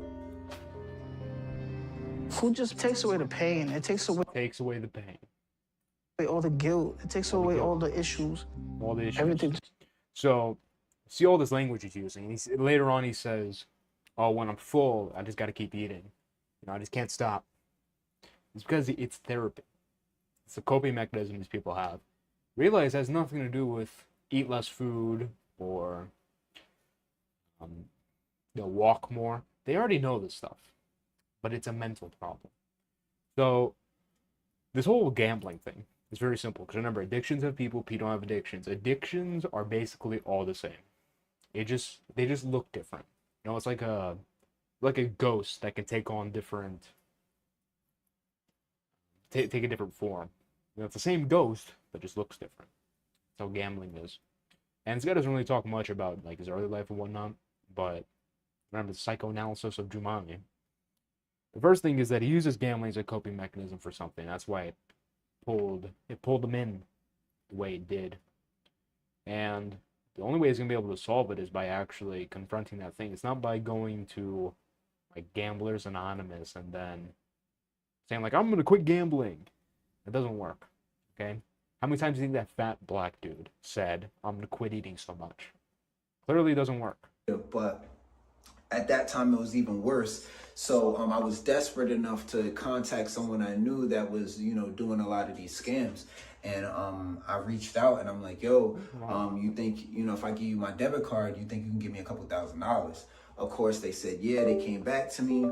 There was, what happened was they broke down the percentage to me because the person that I reached out to was just the middleman, which means that, the money that was going to get taken out of the car would have got split 3 ways. And once I found out the percentage, I was like, no, because I think they was trying to take out 10,000 and give me about 2, which means they would have took 8,000 and they would have split that. However, they would have split that, and I wasn't taking I was just like, nah, that ain't that. I was desperate, but I wasn't that desperate. You know what I mean? So, cause me, I'm thinking I'm just gonna I'm gonna take $1,000 or couple $1,000, pay off some of my debt, and then the rest of the money I was gonna go to the casino with. So I'm like, I knew that would even be really dumb. And it's always this kind of mindset. It's always I just need a little more, and then I can solve everything, and it'll be fixed. And a lot of you guys do this. Do the same thing like, oh, if I just had an extra $500, I could pay off my bills and everything would be fine. Oh, if I just had an extra 1,000, I could do this. Oh, if I just had an extra little bit of this, I could have this. That's very bad for you mentally. Okay, because not only are you thinking of being, which you should never do, but also you are lying. You're lying to yourself. Because When has it ever just been better after getting that extra $500? It's better for like 5 minutes. It's kind of like how making your first $100 is. I remember, so I do like e-commerce, I do business. I remember when I made my first $100, I nutted my pants. I was like, oh my God, I made money online. And then I've done it like 10,000 or more times, and it's like,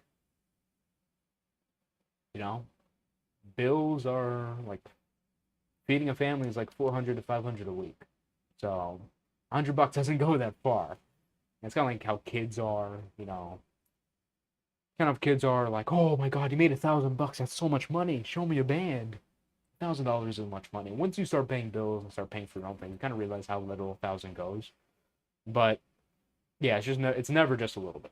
Never. It's only a little bit for like 5 minutes, and they need more. That's because it's a mental thing. It's a mental monster. And every time you give it a little bit, it grows, grows, and grows.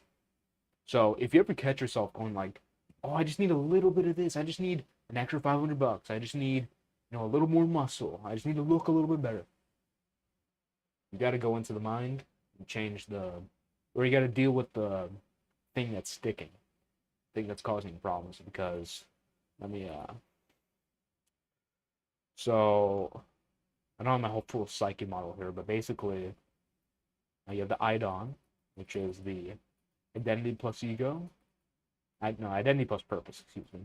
In other traditions, is called the ego, but I prefer IDON because it gives me my own definition of it, which is a little bit different from theirs. And this IDON has ideals. It's like identity, so it makes these grand propositions, and anything that is not that is deposited into the phantom, or as Jung would call the shadow.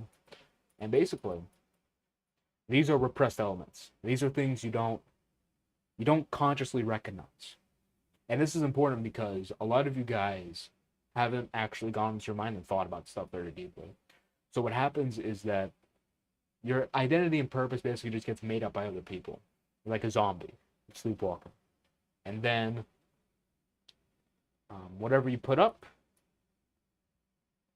also the counter gets put down. So one person I knew, his mom would always tell him, always, because she used to watch these horror movies at night. Every time he got angry, she would tell him, don't do that. You're going to be a murderer one day. And he started repressing his anger. He started putting his anger down. And here's the thing. He gets put into the phantom. It might be gone for a little bit, but then it comes back up. And it always comes back in an evil way. Draw little horns. Smiley face. Yeah, it's such a bad drawing. I'll get my drawing pad soon. Okay? But, yeah, that's how it works. It comes back up in bad ways. It comes back in porn. It comes back in insecurity. It comes back in gambling, etc. So if you really want to fix your mind, you really want to fix these problems you have with yourself, you have to focus, first and foremost, focus chiefly on bringing these repressed elements and adding the light to it. The light is consciousness, awareness. Aware. Or as I call overall lucida. Lucida is like your awareness. Lucid, like lucid dream, lucid, lucida, awareness. You bring awareness on it, and then eventually it begins to repair itself. But you also have to have a moral system in place and whatnot. Like, this is only a part of it, but like, this is the problem with like gambling addict and stuff, and that guy who keeps eating. The eating addiction's like coming up, eating. This is like the way the phantom gets recognized, but it's not healthy, and it makes it worse. The IDON is identity plus purpose in one. So, what other traditions would call ego?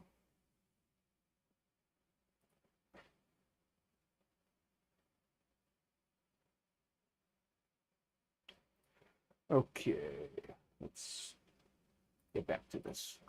So what I end up doing is I contact someone else that I knew that was doing some of that same stuff. And then I was just like, hey, is there any way that I could do it myself? You know, give me the information on how to do it. And that's what they did. So I gave them $100. They gave me a blank check, and the check, I would just fill it out, and then I would deposit it. And then they basically gave me the information on what to expect and how it works. So I did that. You know, I gave them $100 for a blank check. I filled it out for $5,000. I deposited in my account. It eventually it cleared, I think within 24 hours. The story of him being retarded and falling for a check scam. Because like the first 2 years of my addiction, I wouldn't have told you I had a problem. I didn't think I had a problem.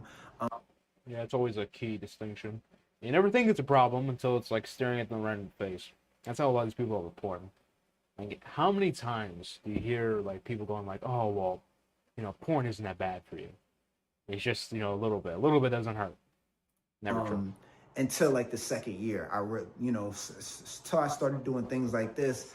This was letting me know, like, all right, I have a serious problem, because I got a $35 overdraft fee that I at that time I was not working. I wasn't bringing any. I didn't have any source of income. And when I made this check fraud attempt, it was only because I was literally in so much debt. I had no way to get like even $10 to my name. Like, so that overdraft eventually within, I think, a couple weeks or so in seeing fights. Like, I'm tight. If I see a fight, Let's find the. What's up? Is This Jamani? the one where he talks about how he fell into the.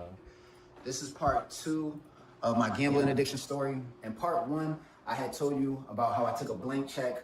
I wrote it out for $5,000. I deposited it in my bank account and I attempted to withdraw this fraudulent check, right? So in a lot of the comments in part 1, people were telling me, yo, you know, talk about how you originally started gambling. So even though this is part 2, this is technically gonna be what should be part 1, because I'm gonna just bring you all the way back from the beginning. So the first time I ever went to the casino was with my cousin and his coworkers. So it was just a social event. I'm chilling with my cousin and they kind of just hanging out with his coworkers. I went to the casino. I had $5 in my pocket. I didn't gamble. That was that. The second time I go to the casino, which I would eventually become a gambling addict after this, was with a childhood friend that was a gambling addict and I wasn't aware of it. Now, him being a gambling addict has nothing to do with me becoming a gambling addict, because I'm responsible. Yeah, yes, it does. And he's gonna say like, I'm a grown man. I'm responsible for my own. It's all me. I'm responsible for my decisions and whatnot. But listen, you have to be very careful when you associate with people with problems, because they can cast those problems onto you. I'm not saying they literally like zoom, zoom, zoom, like put the problems onto you, but it's contagious. Like being a loser, addiction, whatnot, is contagious. And if they're constantly like showing it off to you, like, oh, I'm a gambling addict, I'm a gambling addict, and doing it in front of you, and I don't think in this story specifically says that, but just for you guys, like if you have someone with a problem and they're always talking about it and bringing it up to you, and like kind of bringing it around you, you gotta stop talking about it, bro.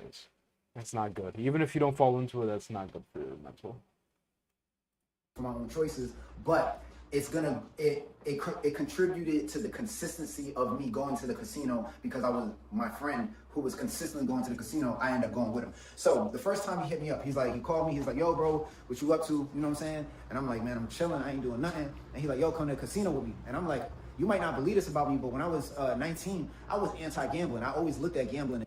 Everyone is anti what they're addicted to before they do it. Always remember that.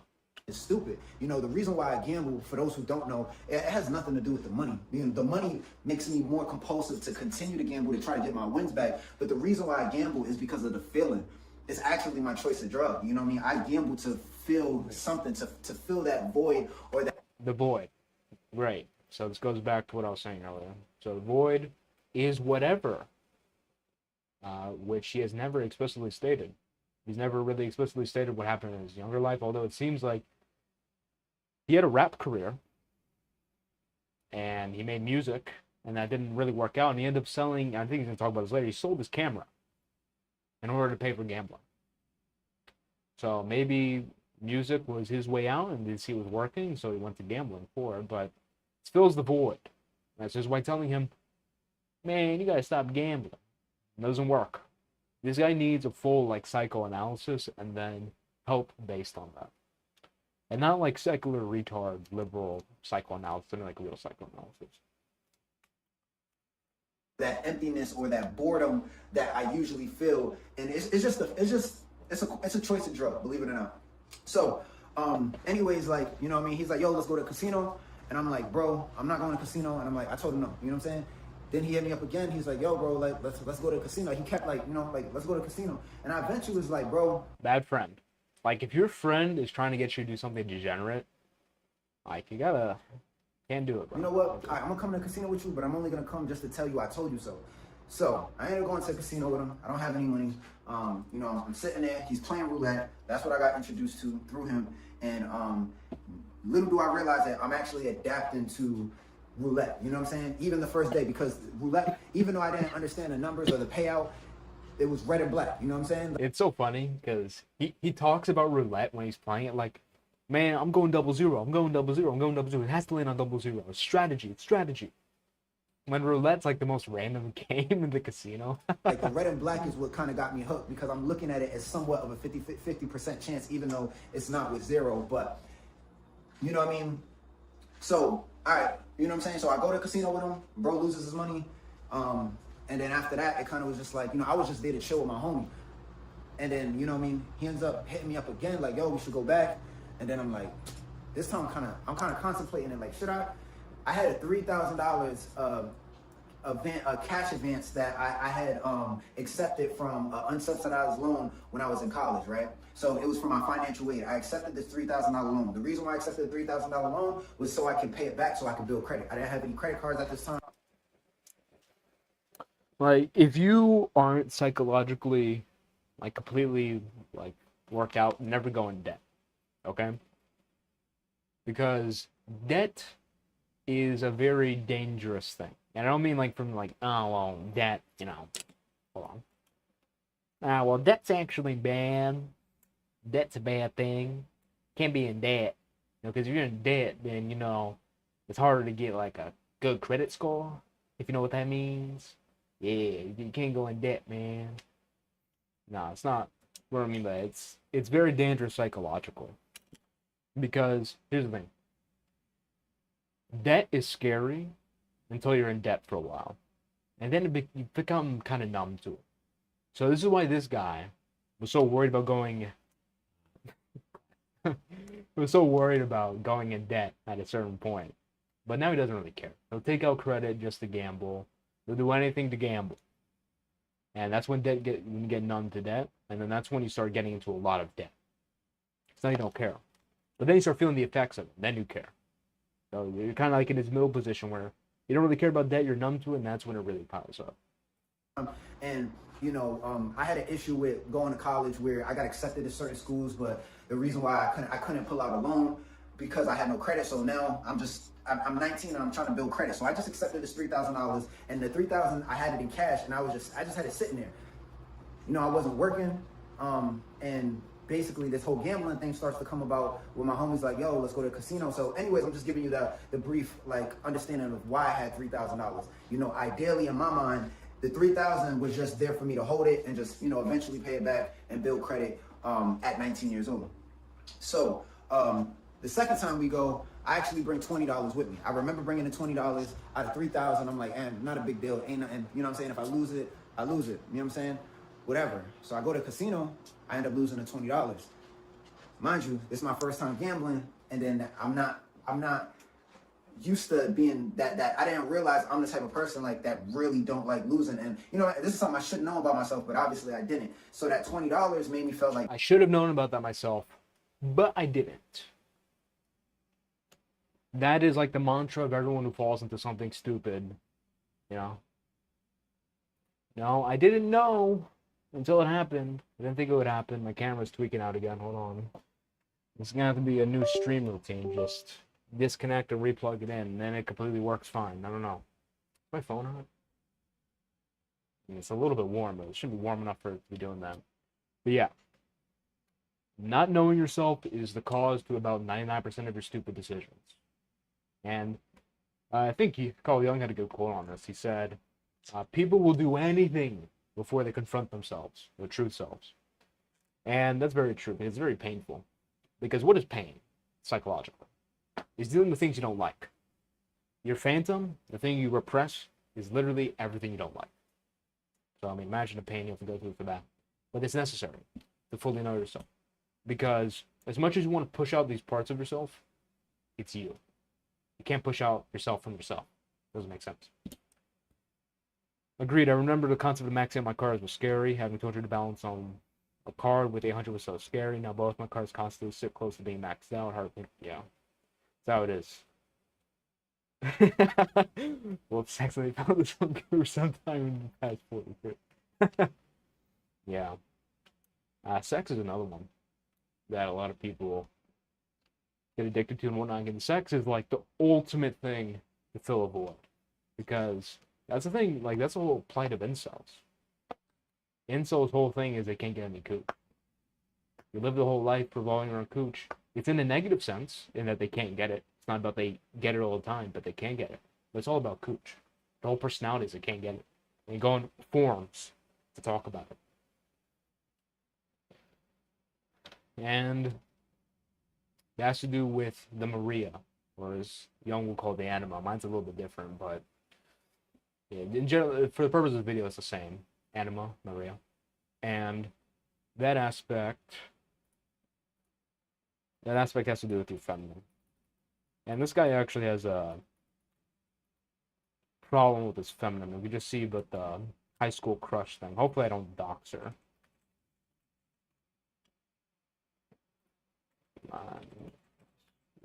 Crush. Okay, yeah, there. But yeah, basically doxed his high school crush because he was like, man, I gotta get back with her. I gotta get back with her, man. Like, it's Jumani. Not my crush. I need her back. But it's not gonna happen, so I'm gonna go to the casino. Now, that's literally his whole entire mind. It's like, well, this doesn't work out, so now I'm gonna go to the casino. Right? And that's to do with the damaged feminine image. That certainly damages my feminine image. Yeah, anima called Maria. And this is like the wing, one of the wings of the Idon. Another Idon is a Dominaris, so it's called Animus. Again, mine's a little different, but purpose of demonstration, if you know the Animus, you'll kind of have an idea what the Dominaris is. And there's like wings. Like wings that connect to the Idon. And they significantly contribute to the ID. Because we all have a feminine aspect and a masculine aspect. Not in the sense of, look at my nails, they're all painted and cute. No. In the sense of we're creative, we're intuitive, etc. Those are feminine traits. So, in his case, realize how he's so, like, dead inside. Damn, Just look at his eyes. Like, they're sunken. Oh, it's just genetics.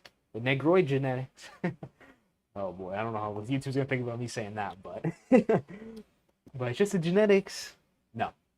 Okay, if your eyes are like sunken like that, and it's like dark around it, tiny little bit genetics, but it's also like dead inside. You see this guy walking around. It's very sad. He lives a sad life. Coming up with excuses like, yo, that $20 is from a loan that I gotta pay back, and I'm not working right now. I want to get that. I could get that $20 back. I'm just playing red and black. And then the gambling, the mean gambling thing, like, oh, I gotta get it back. I gotta get it back. You know? He's too shy to panic. You know what I'm saying? I could get that. So now we end up going back to the casino again, and this time I end up bringing $100. Long story short, that $100 turns into a $3,000. What originally the $20 turned into a... It's quite the jump. 100 to 3,000. That's how fast it happens. We went with 5, went with 20, 100, 3,000. It's kind of how cooch works sometimes, you know? Go with 1 cooch, go with 2 cooch, 3 cooch, 4 cooch. Oh, you got to go pregnant. Oh, it's quite the jump. No cooch outside of marriage. Right, little nasties. But, yeah, things happen fast, bro. So don't... There's one quote from, like, a church father who said, don't give the flesh 1 inch. I forgot who said that. But it's very true. Do not give your addiction, do not give any of this stuff 1 inch. 1 inch outside of your actual control. And that would simply be the state of observing it so you can understand it better. That's it. Anything outside of that, don't play with it. $3,000 loss. So I went from $20 to $100. Then I don't remember what happened after that. I probably came back to the casino with a couple more $100 to the point where I came with the rest of the $3,000, and I eventually ended up losing that money. So once that happened, you know what I'm saying? Basically my friend, like, he was a gambling addict. He was already like, he was going to the casino with another friend that he eventually kind of stopped going to the casino with. But now I'm hooked on this now, you know what I mean? And I just lost $3,000 that, you know, is that I gotta pay back, and I'm not trying to work a job and, you know what I'm saying, pay that $3,000 back. So now I'm thinking like, is Christianity true or not? It is true in the sense of capital T true. I'm trying to get that money back through gambling. So I would eventually ended up going to the pawn shop, right, and putting out loans on all of the studio equipment that I had. You know, I had, at that time I had DSLRs. Like I had a Canon 7D. Because they're talking about the DSLRs and the Canons or whatever. And this is basically, he put his whole identity in the rap career thing. So his identity is on external objects, not supposed to be like that, it's supposed to be internal. And then he takes these external things and then he takes them away from himself. So now he's selling parts of himself to feed this gambling addiction. Now, that camera equipment shouldn't have been a part of himself in the first place, but yeah, definitely awkward timing for the question. He shouldn't have been like that in the first place, but that's basically the trade he's making. In a way, he's kind of selling a soul, right? It's not selling the soul in the sense of entering the uber, like schizo, clear vision, clairvoyant world where you make trades like Aleister Crowley. Let me pull up the book again. I had it.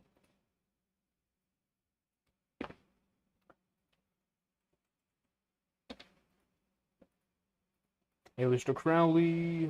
Let's look at the 22. Also, he shall slay a young child upon the altar, and the blood shall cover the altar with perfume as of roses. Again. Actually, not again. Last time I used this as like, let's not get into whether or not it's true. Let's just take it as literal and, you know, use that for example for the masculinity thing. But, yeah, like this is the high level selling your soul. You do evil for the sake of gain. But the lower level is you start trading what you see as parts of yourself for gain. What you perceive to be gain. And just look at this. Yeah. Anyways, let's get back to it. Yeah, I had a Canon T3i, you know, and this was at the point where, you know, a Canon 7D was like $1,800 for the body only. The T3i was like a $500 camera at the time. I had the lenses. I had, you know what I'm saying? I had a MacBook Pro. I had an iMac. I had, you know what I'm saying? I had a lot of studio equipment. You know what I'm saying? My microphones. It was just a lot. You know what I'm saying? So. Christianity has no tie. Oh god, here we go with this. We got a genius in the chat. Christianity has no ties to the Bible at all. Where does Christianity come from? Which country? Well, the first proposition's wrong. I propose my philosophical position is the Father, Son, and the Holy Spirit are the only rational foundation for metaphysics, ethics, and epistemology. It is the ontological source of all things, but it's also the way you can epistemically get to know any of these things. If you don't know what that means, you don't know what you're talking about, okay? And the divine revelation is scripture along with the reason associated with the scripture and tradition is helpful. So again, if you don't know what that means, then you don't know what you're talking about, and you're going to waste your time trying to argue it. That ended up all of that. And if you really want, if you think you're a really smart guy, I can bring you up onto the stream. You can VC, and we can talk about it. I think that's a very fair proposition.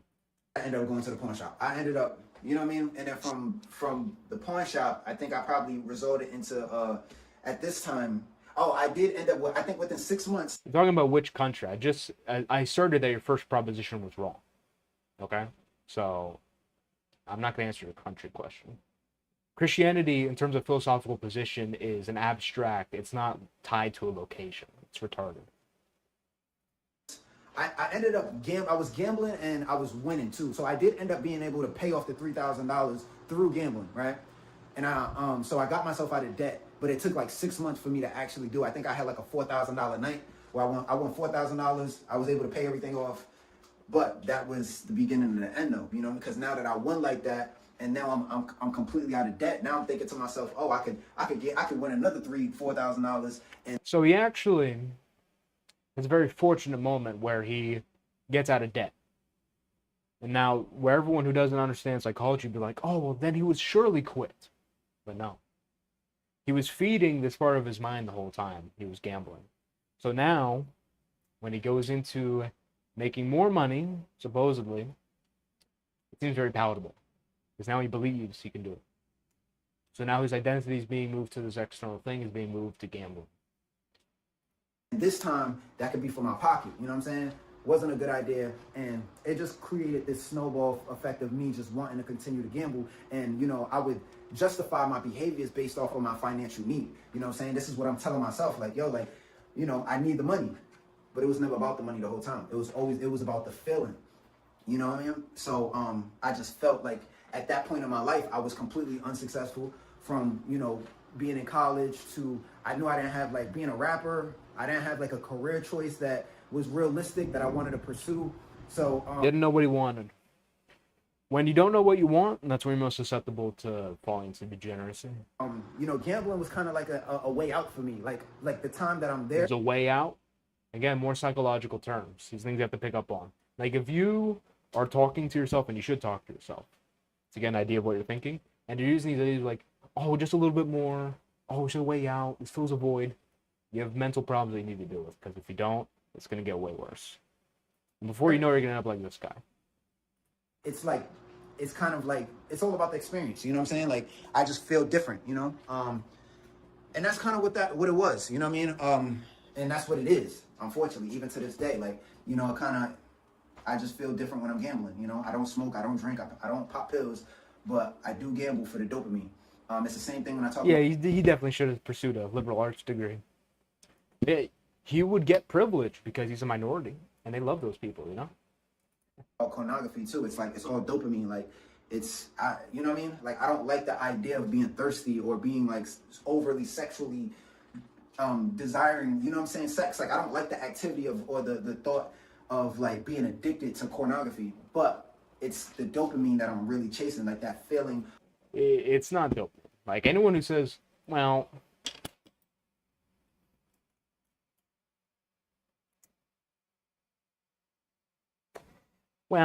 actually, the science of addiction is that we have dopamine receptors, and these dopamine receptors, they cause us to like what we do. So then we do it again and again and again and again. It is purely a neurochemical process. It is totally biological. And that is my TED Talk. If I did that for any longer, I think I would have turned into homosexual. Anyway, so, yeah, they always talk about, like, oh, it's physical, it's dopamine. Dopamine is like a secondary thing. Like, dopamine does play a part, but it's mental, non-physical, not biological, like neurochemical. It's beyond that. It's before that. For dopamine stuff to even matter, there's the mental aspect. Of just, it is what it is, bro. It's just like, I appreciate the appropriation.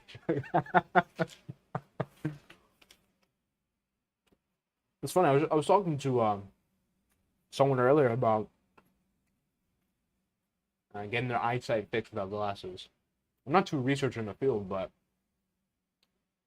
I heard the stat that, like, in certain countries, like 2% of the population needs glasses, and that's very different from now. I mean, every kid seems to have glasses now. But when they introduced certain foods into it, the need for glasses spiked a lot. And also, I mean, a very long time ago, I mean, the idea of glasses seemed a lot more uncommon than now. So, I think there's something up there. Something that's not purely addressed by just putting on a pair of glasses.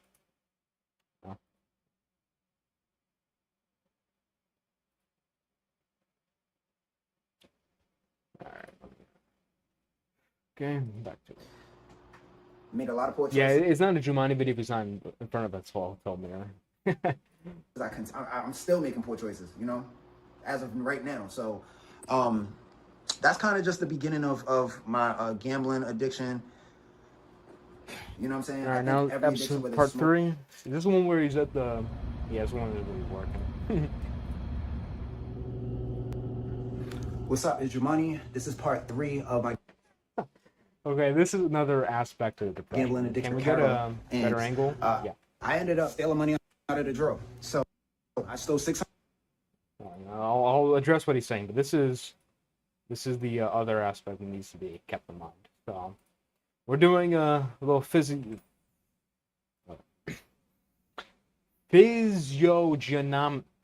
whatever. It's where you study people's appearance and you derive conclusions. Who's Wycliffe? I don't know, some retard. Oh, which country does Christianity come from? It doesn't come from the Bible at all. Retard. Anyway, so let's just take a look at this guy. So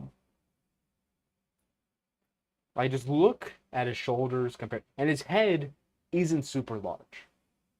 It's like in the middle, and the way you can tell is by his cheekbones. His cheekbones aren't robust enough for his head to be really big. It's not a small head, but it does not have this B-roll footage for his vlogs. It's such a dramatic. Yeah, skull. Another thing about the skull is, so I'm really bad against like I could talk about something different. So you see, look at mine. See how I have a lot more head here than back here. Like this part of my, because I have hair, so like it looks bigger than this, but it's really like this big. And then like the rest of my, it's like this. It's like that. This is way bigger than this. And the point is that's because my skull is large. It's like well developed. If your skull is large and it's well developed, you have this thing where like this will be way bigger than this. It's like called a warrior skull. In his case, it's like the same size. So he doesn't have a huge skull. And I bring it up because if you just look at his shoulders are extremely small. Like look at my shoulders. Like, even with this big skull, like it's 5 times wider than his. And this matters because this basically tells you a lot about his self-esteem. And you may think I'm getting into pseudoscience, but this is true. Okay? Every man that looks like a geek or is built like a little twink, in his case, like it's very, very narrow clavicle, that's a sign of not great physical development, let's put it like that. When someone's like that, naturally in a part of their brain, they're going to start questioning themselves. They're going to start feeling down about everything they do. And to feel like they don't have much self-worth. And that's kind of true for everyone now, even people that look attractive. But it's more so in their case. Because when you look at the light at the end of the tunnel, someone attractive will see themselves as attractive. They might have their moments, but they'll see themselves attractive for the most part. People like this, like, and he could improve. Not to say he can improve. Like, he would be on the road to improve and he worked on his mind, but just looking at himself, he wouldn't be really satisfied. Where's that? What was that guy's name? There was this guy who was built like insane, and not in a good way.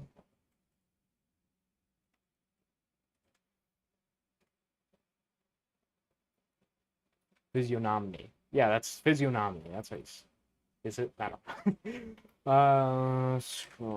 What was this guy's name? I'm looking up on this tab.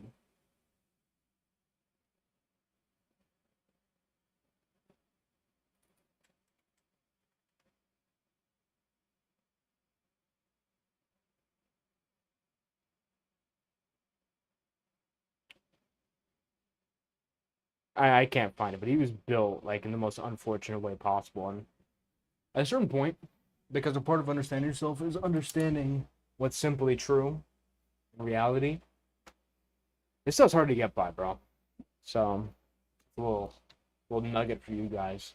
It kind of plays a part. $600 out of the drawer, and you know, what's up? It's Jumani. This is part 3 of my gambling addiction story. I'm gonna just jump right into it. A lot of people are aware that I used to work at Subway. Due to my gambling addiction and poor character choices, I ended up stealing money out of the drawer. So I stole $600 out of the drawer, and you know, I had keys. So basically, working at Subway is kind of like being like a stole $600. And 99.9% of people who steal always like, oh, stealing's bad. I would never steal. But just wait until something they really desire in their mind, you're addicted to, requires something to be stolen in order to gain. Manager, completely but changes. As an employee, you're like a manager. So like, for example, you know, there's like probably like $200. Yeah, he's literally discussing it at his new place of employment. I just imagine being his manager watching this video. Well, granted, his manager probably doesn't care, because how could you not know what this guy's done in the past to his establishments he's worked at? Draw. And at Subway, you know, I'm getting cash, and I would do They're drops. gonna make a race joke. Well, I mean, that would be funny. It's a low-hanging fruit, but it would be fun. But what I did not do was the drops. So that's how I ended up getting $600, where the draw might start off like at $150 or whatever. Like, I don't remember. But you know what I'm saying? As I'm cashing out orders and collecting money, I'm just not doing my drops. And I literally did that intentionally so I could get to $600. And since I had keys to the store and I had access to the alarm system, you know, I got out of work like at 10 p.m. I went to the casino around like 11, 12, thinking that I could come back to the store at like 1, 2, 3 o'clock in the morning, probably make a couple $100 at the casino, put the $600 back in the drop box, and you know, everything would be all good. But So, I want you all to realize what happens when your brain is like completely out of it, and you're deep in whole addiction. So let's put this guy to view. Steal 600 out of cash register. Gamble. So at this point, in this thought process, you should be able to realize this is like a completely retarded idea. But gamble the money. This is the plan, remember? Make more money. Put the profit in the register. And then poggers. That is the plan. That is the mental gymnastics he's going through in his mind. And this is why Lucida, awareness, is very important. Because if you do not have awareness, you go through this thought process without even realizing it. And by the end of it, you realize how much of an idiot you are. Okay? And this is also like, again, when you have that awareness, when you develop Lucida, and the way you develop it is by doing certain exercises. So, let's take an object, Expo marker. Okay? Literally grab it and stare at it for 5 minutes. Close your eyes. Imagine it being there. See it. Smell it. Touch it. Have it make sounds. Probably can't hear that because I have noise suppression on. But become one with the marker. This helps you develop focus and awareness. Sit down. Turn off your phone. Turn off your computer. I know that's hard for 99.9% of you guys, but you do that. Start becoming more self-aware. You start realizing these dumb thought patterns that some of you guys have. And when you do that, eyes start opening. You start realizing, wow, I'm a loser. And the first step in not being a loser is acknowledging that you're a loser. Then you can start actually changing. It's confession. That naturally moves you through the stages of transformation. But, yeah, you really gotta crack down on stuff like this. In his case, he has a bunch of complexes. So let me write this down. Yeah, the plan was foolproof. That was a unfair criticism of it for. Complex. Think of complex like a big web of these are cobwebs, okay? Bear with me. Okay, don't make fun of me. Don't bully me. Don't bully me. These are cobwebs. Jeez, these are the worst cobwebs ever. Cobwebs. Okay? And it's think of your body. This applies to your body, but also your mind. It's like a bunch of tubes of energy. And it says energy. Oh, with an O and an I. Energy. Or libido, more accurately. And it's going through your mind. Going through all these loops, and it goes to your end result. And this is where you direct your focus and your attention towards. In Giuliani's case, his libido is energy. This is what everyone has when they don't work on the mind. It has block, gamble, block, woman, Doc's high school crush. This is the only way you can explain these retarded actions. It's because their energy is stuck in this complex, this idea. And this is refers to a bundle of ideas, idea bundle. And these are usually created by the phantom. Like I said, the phantom is seeking to be acknowledged. So these libido blocks are basically the way, a mechanism the psyche makes in order to express these repressed things. So you have to build awareness, and with that awareness, you can start shredding through these complex webs, integrating them, so then your libido can make its full path through. And usually when it actually gets to the end, it's what you really want to do. So it's the difference between you gooning and you working out. You jerking off to your coworker on Instagram versus working out. Wow, that was, if you know, you know. That's all I'm gonna say. Anyway, so yeah, what you gotta do. That was so unnecessary. It just came out, I promise. But it didn't turn out like that. So I'm currently making breakfast at the Holiday Inn, and I'm gonna be making biscuits with gravy. So I'm gonna do this as I talk, as well as, you know, we got pork sausage right here. Disgusting. It looks disgusting. I mean, honestly, if I need to get the calories in, maybe it's not, doesn't look that bad, but just seeing in the pack is like imagine eating your food out of a cardboard box. Just look, like, that's the stuff I ship my items in when I sell them. It's just ridiculous. Food. And, you know, this is gonna be the turkey sausage, but yeah, so, you know, terrible choice. And I'm gonna get into more detail on what I was going through, and like exactly how did I end up telling my boss. Obviously I kind of worked after that. So yeah, I'm gonna put on some gloves, and you know, we're gonna get started with making breakfast as I'm telling you the story. Yeah, so this was 2018, about like 7 years ago. And look how small his forearms are. Now my arms aren't the strongest point of my physique. You know, my chest and my, well, rib cage more like, and my shoulders are way better. Okay, but yeah, just look how look how small. Like, the reason why my arms look small as well is because my wrists are like 8 inches. My wrists are massive. For reference, the average male wrist is like 6.25 inches, and it's kind of like penis. Okay, an inch is a lot, so 8-inch wrists. That's why my arms look small. Maybe that's a little body dysmorphia, but in his case, his wrists are small. We know that because his clavicles are small. Again, just imagine, you know, you're a man, but you can't even grip things. You can't even grab them. You can't even, like, break them. Like, here's the thing. Every man deep down has, like, this masculine pride. And the problem is that you have to fulfill it, or else you're just going to feel like empty and insecure for the rest of your life. This is what I was saying earlier, the other video. We need machismo back. Machismo solution. A Christian machismo. There's a solution to the problems we're having.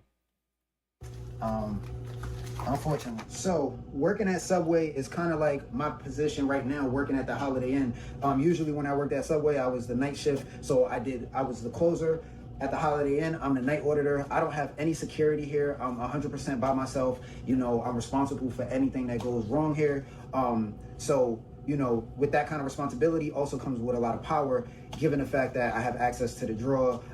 You know, I have access to like all of the rooms, things of that nature. So let me put some of this gravy in here.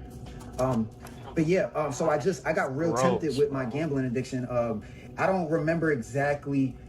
I know I said I'm gonna tell you what was going on in my mind.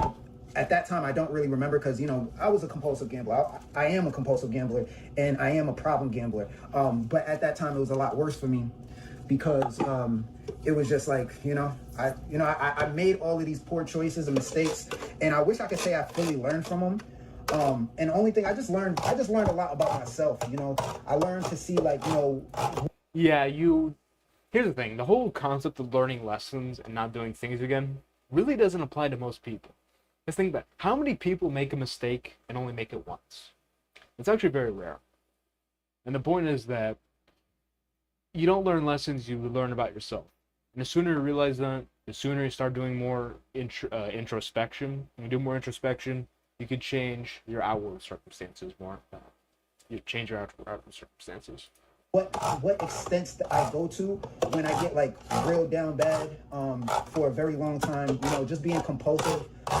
This gravy's kind of like, but yeah, so. Jumanji versus the gravy. Honestly, that gravy has more like mass and bulk in them. Basically, I think I made the decision to take money out the drawer probably, maybe even before I even came into work, or it could have been I could have been thinking about it, you know, whatever. Obviously, I made a decision. That was the problem. I made the decision to save all of the money that I'm making a mess. To save the money from all of the transactions I was making, and instead of taking that money, putting it in a Dropbox, you know, I put it to the side, and then I would eventually just go to the casino and attempt to come back, but I did end up losing the money, unfortunately. Ah, the spray. Oh, God. So I kind of want to make breakfast while telling the story at the same time. You know, it's real unfortunate that I've allowed myself to get to the point where, you know, I made the choices that I made. But So see, he seems aware. He's always like, I gotta take responsibilities for my actions. I'm a grown man. I'm a grown adult. All this stuff. You know, I wish I didn't do this. I wish I didn't do that. He seems to be aware, but he's not actually aware. Because when you're aware, okay, not only do things start naturally changing, but also you speak about it differently. You speak in a more, quote unquote, spiritual way. Okay, if you will. That's because truly these issues are spiritual, not like logical. Like, because again, like if it was logical, you could just quit anything. Oh, watching porn's bad for me? Oh, I'm gonna stop then. Said literally no one ever, and no one ever did. Reminds me, who is annoying TV? Look that up.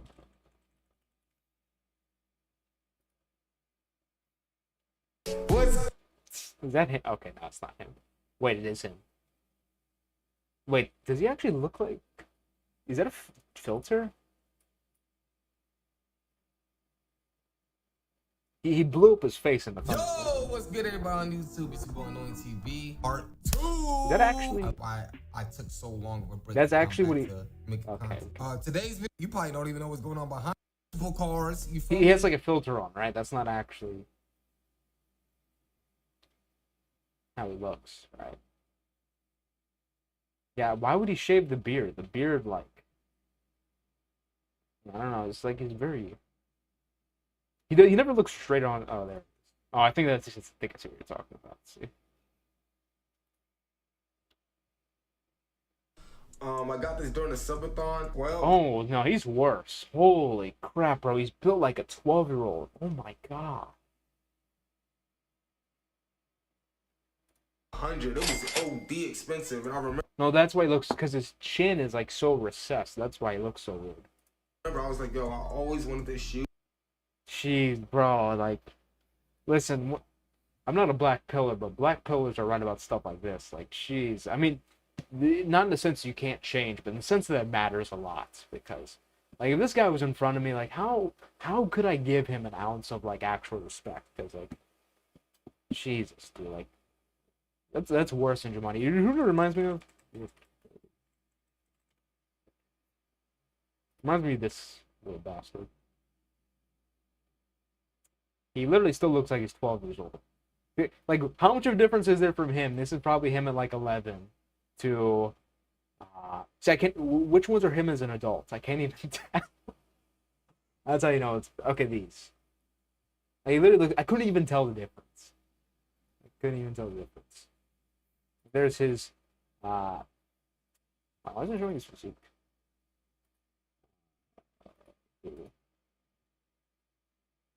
And see, he has like abs, kind of, right? But he looks like a 12-year-old that works out like really hard. Like you see him, you're like, wow, damn, that 12-year-old has good genetics. I bet he's gonna be super jacked when he gets older. Oh, I'm like 24. Oh. How old is he? He's like 24, right? 21. Okay, not as bad, but still 21. He still looks like a 12-year-old. Jeez, this is like a crazy build, bro. And I'm not you. You guys don't know what it's. You also got like the nerd neck a little bit. I probably have like a... Do I? No, I don't even have a nerd neck. Never mind. I thought I had a nerd neck because I'm always on my computer, but even I don't have them. Anyways, back to the gambling. Gambling fiction. You know, I've had a lot of time to reflect on See it. me calling Clesbo. Yeah, that's how it is. That's how I would imagine it working, because sometimes I'm on call while I'm doing stuff, and it's like you do it passively and whatnot. It's a little bit easier for me, because like I do the same thing over and over again. I've been doing the same thing for like 2 or 3 years in terms of income and work. So, well, my connection's like pooping itself right now. Hold on.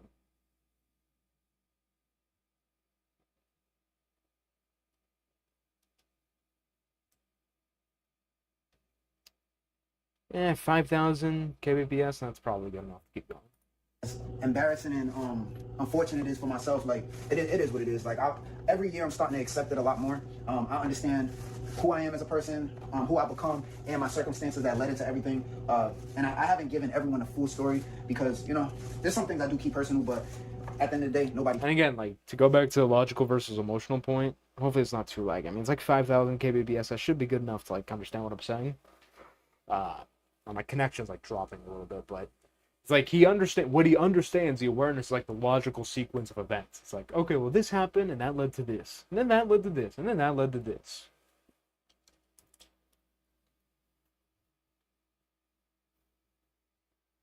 But that's not how it works. You have to look at the emotional, the non-physical, the non-like logical, sequential. I mean, it is logical, but it's not in the sense of like physical events. It's more like emotional and mental events.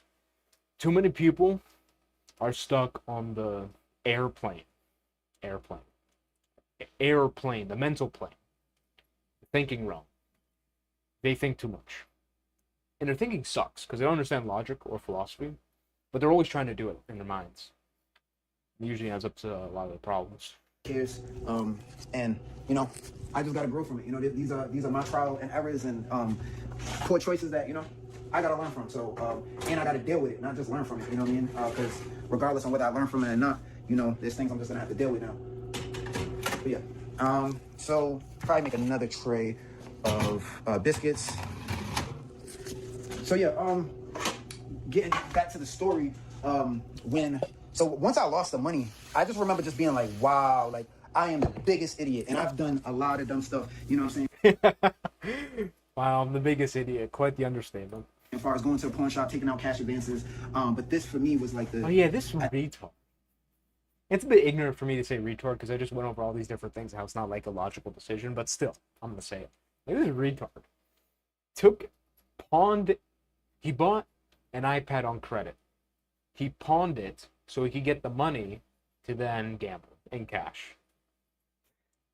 At the time, this was like the biggest thing. You know what I'm saying? Like I stole money out the drawer, and then, you know what I'm saying? Tried to go to the casino, flip it, didn't do that. And now I ended up calling my boss like around 2 o'clock in the morning. Imagine being the boss. Like you're the boss, you're the big guy. And then one of your employees calls you like 2 a.m. and goes like, "What's up? It's Jumani." What's up? It's Jumani. I just stole $600 out of your register. I'm sorry. I have to quit. I'm an adult. I take full responsibility for my actions. I'll see you in the next life. No, probably 3, maybe. Whenever I got back home, right? I got back home, you know, and I was in complete. I don't want to say I was in shock because come on, man, like it's not like I didn't know, but I was just like, how, like, it all started to sink. It all started to sink in, and you know, I ended up calling my boss. I had to let him know, you know what I'm saying? I'm not showing up to work. I knew I'm like, all right, you know, I'm basically getting fired. So I called my boss. I remember him like being asleep, you know, and then I'm just like, hey, like I made a big mistake. I basically, you know, I ended up taking money out the drawer. I didn't do any of my drops, you know, telling him the story of like, I'm a gambling addict. I went to the casino. I lost the money. I apologize. You know, I know like there's no excuse for this. Like, I'm just like kind of talking real fast and just like, yo, like, I can't believe I put myself in this situation. But, you know, he kind of was speechless too. Like, mind you, he just like, woke this up. is one of the people that like at 3 o'clock in the morning. I take responsibility. He takes responsibility to the point where he doesn't take responsibility.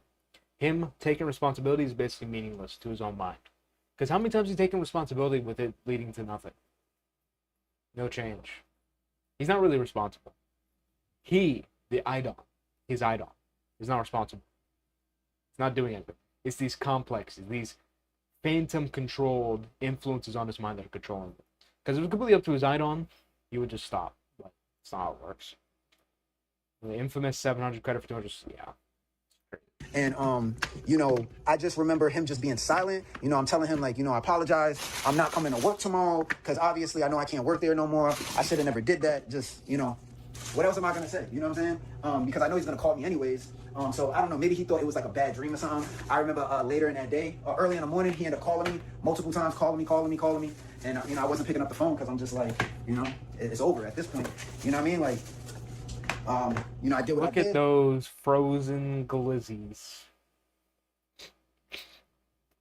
They look disgusting, bro.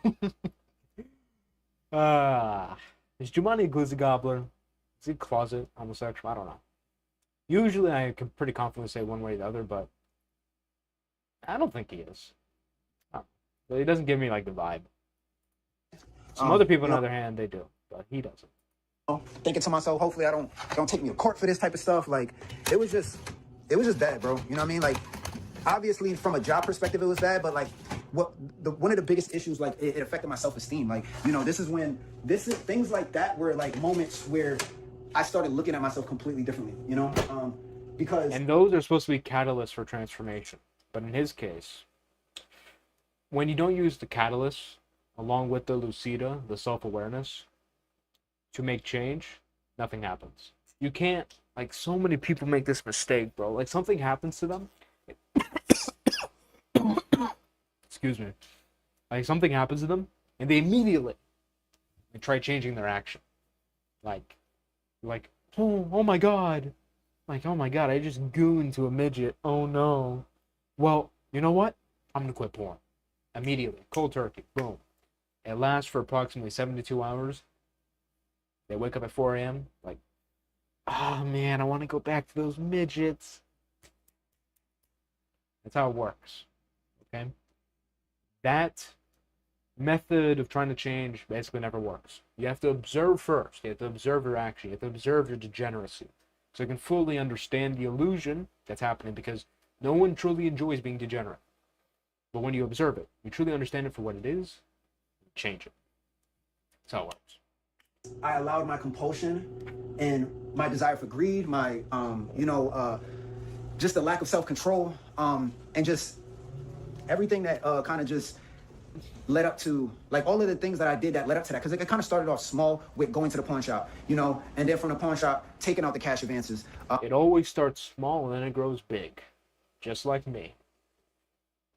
You know what I mean? And then, you know, and then, like I said, in episode 1, I did the check fraud, taking a blank check and filling it out and depositing in my bank, attempting to withdraw money that doesn't belong to me. So it just really affected the way I looked at myself, and it got to the point where things like the working at Subway and doing all of that, like, it was step by step. Mind you, I've been gambling for 10 years, and in those 10 years, I mean, it just was bad, man. So yeah, I mean, I'm kind of like thinking where to go from here. So like, it's not who I am. That's another thing too. It's where I was at mentally. Because, you know, that is who you are. Where you're at mentally is who you are, bro. Now you could say it's not all I could be, but one of the keys of changing is confessing that, you know what, I'm a loser. Acknowledging it, and then you can change it. Like, too many of these people make the mistake of going like, well, like they try doing the I am thing, like the manifestation. Like, you know what, I am not a loser. I am not a loser. But you can't build on negatives, retard. Like, saying I'm a loser is like digging down. Okay? It's like digging down. Okay? How can you get to the top if you're digging downwards? I am not a loser. I am not addicted to porn. I am not a bad person. Like, you can't do that. First, you have to start with the negative. You have to dig a little bit. Dig. You know? And you kind of strike a rock, and you're like, you know what? Yeah, I'm a loser. And then guess what? With that dirt you dug, you can then build a foundation for a healthy psyche, and then you can build to the top. You build on positives afterwards. That's how it works. Plenty of opportunities to do things like this again. Like, the only reason why I showed you the cash draw is just to let you know, like, you know, I could attempt to do that right now. You know what I mean? Even though this is like, you know, working at the Holiday Inn, I'm not touching as much cash as I would, you know, working at a fast food restaurant like Subway, where, you know, I was able to get $600. Whatever's in that drawer, it's not really, you know, worth me. But again, there's no excuse. I'm just kind of saying, like, I made poor choices, but a lot of it is kind of like, I just made poor choices, man. Because I just, you know what I mean? Like, I know what people say about me, and I know how people feel about me, and I kind of just try to learn not to care, accept the consequences, move forward. Because in reality, nobody. Yeah, accept the consequences. That's what happens. You do the same thing, but you end up accepting the consequences. You goon, you lose all your energy, you feel tired. Guess you just accept the consequences. Cares. It hasn't stopped me from, like, you know, obviously I still have a job, working with food, working with cash. And that's just because nobody genuinely cares. But it's my life, and I care, and I have to care about the choices that I'm making. And, you know, me throwing away my morals and doing things that really just led into where I'm at today. And it's been over a decade, and I still haven't recovered, or I still haven't changed completely. Doing the same thing over and over. That's what. Well, when I say change, I mean do better. Like, you know, I'm still gambling, and the gambling is real. At this point, I'm fired. And then, you know, he ended up calling me in the morning, because it is what it is. But yeah, that is part 3, and I think that might be the last part. You know what I'm saying? It's, you know, so yeah, that's it, man. I'm just, you know, waiting on my. They're in the bathroom right now. Oh, why does he type like that? He types like an old lady.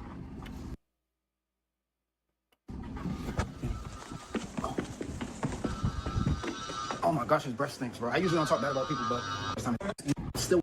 Oh gosh, that's so disgusting. Okay. Now This is part 4 of my gambling. I would always cash out. I might cash out $5, $20, $100, whatever. Like, I always cash out instead of just continuing to play on the machine. The reason why I cash out is because it's a lot easier for me to keep track of what I order. I cash out around 2 a.m. So I leave the casino area, and you know, where it's a lot more quieter, and figure out what I'm going to talk about for the rest of this vlog.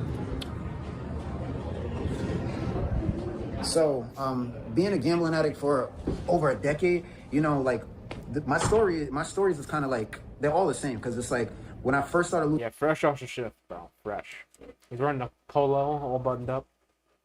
But, you know, how crazy would be the HPCM Jumani? That would be crazy. Join the Discord, you know, said I want to change, I want to do this, I want to do that. my paychecks, I worked at Taco Bell. I'll get out of work at like 3 a.m. I used to work the overnight shift, and then my direct deposit would hit like around 2 a.m. So once I get out of work, you know what I'm saying, I could go straight to the ATM, withdraw my whole instantly. What else? I'm gonna keep it real with you. Let me all right, now let's get into him in the act. Him gambling.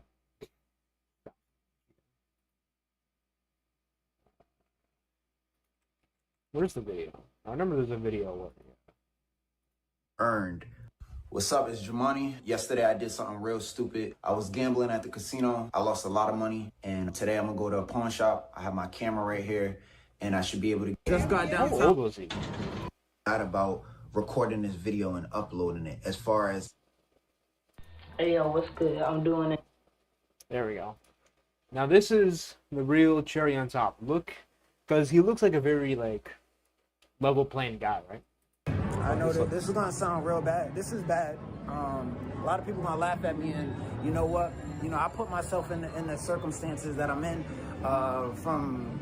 It's 100% my fault. You know, there's no question on whether or not if I need to get some help. I obviously don't have enough self-control to manage my life. You know, and there's been times where I thought I could do it, and I know I have the potential to be better, but you know, I haven't shown that. I haven't shown it in the last 10, 15 years. So he's talking faster now. Like throughout my whole life, you know what I mean? So I appreciate the people that support me. You feel like appreciate the people that support me. You know, he's emphasizing a lot more. Obviously, you could. Obviously, see now, like this is how he shows his anger. He shows his anger in a very like passive way, and because he does this, it leads to things like this. There it is. Like this.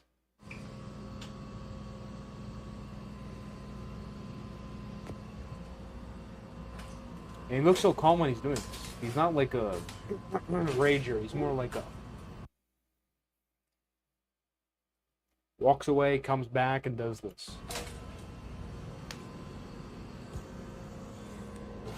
Where's the one? This is like the most devious thing he did was this. Like he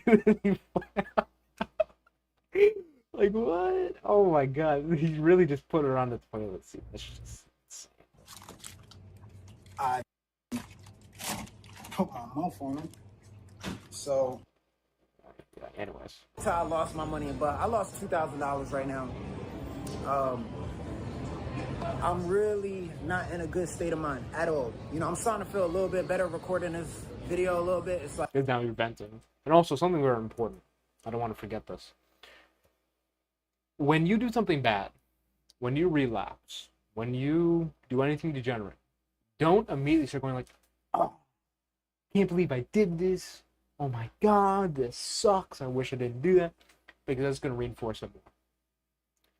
Your body, physiologically, takes it as you enjoying it. Because it's like stimulating. It's high stimulus. It's like arousal. Not sexual arousal, but it's arousal. Heightened emotional states. In your brain, associated heightened emotional states with pleasure. So, because dopamine goes up. So don't like tweak out after you do something bad. Just relax. You gotta take a deep breath. Pen, move on, you know? like just expressing myself is helping me. But that $2,000 is like, I'm in a lot of debt right now, you know. I don't really want to get into like the full Where does he give the crazy? gambling head of the picture, you know what I mean? This is like too of people like I'm not trying to like I'm giving me the motivation about to go It's crash not this out way. right now. But He was like, I think it was because he was gambling. He was gambling and he lost a bunch of money. He started like his eyes just like not from the looks of things.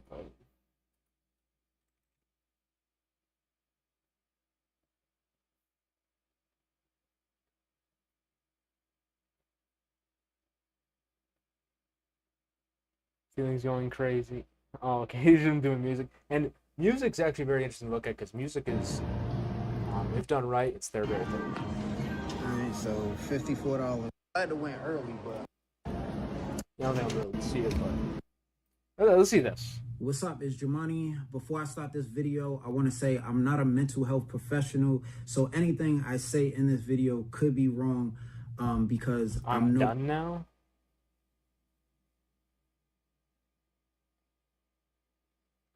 Whoa, wait, he's actually nobody to diagnose anyone else. But he's actually gonna. I started this video because, you know, sometimes when I have my personal time and I'm just chilling, and I'm kind of down bad mentally, you know, I like to watch psychology videos and try to learn about myself, really self-diagnose, but then I also find it interesting in as well. So this video is mostly about being friends with a psychopath, and what I'm learning is psychopath is more of a term, not necessarily a term that's actually used in you know, the mental health professionals does not include psychopath as a diagnosis. So, you know, I'm just Googling a few different things, so I kind of know what to say. Blue light is crazy, bro. For this video. But yeah, so psychopath is more of traits, right? Like that's what I'm going to be using the term psychopath for, to describe the traits that I have, that my friend has. But Freudian slip. The most obvious Freudian slip. I have. My friend has.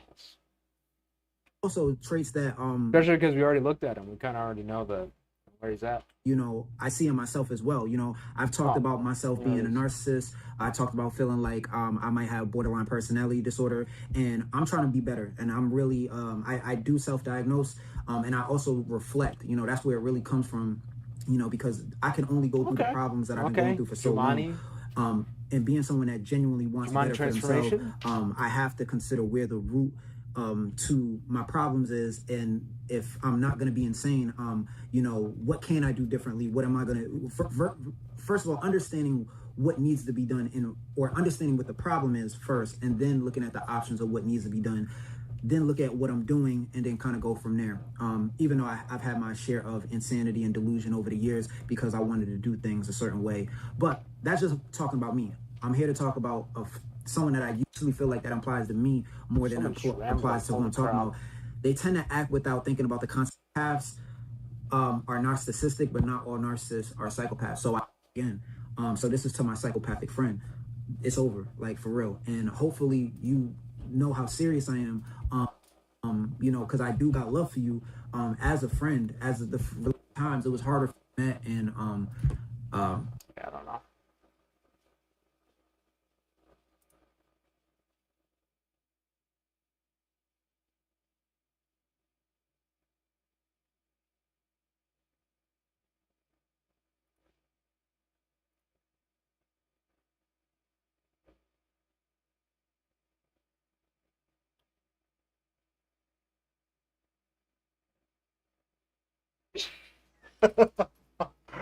Get back to gamble. Oh my god. You got the tools to change. Just an addict. Yeah. Yeah, I would just. I don't feel like this is psychoanalysis. He has severe case of what would I call my what would I call it? He has a severe case of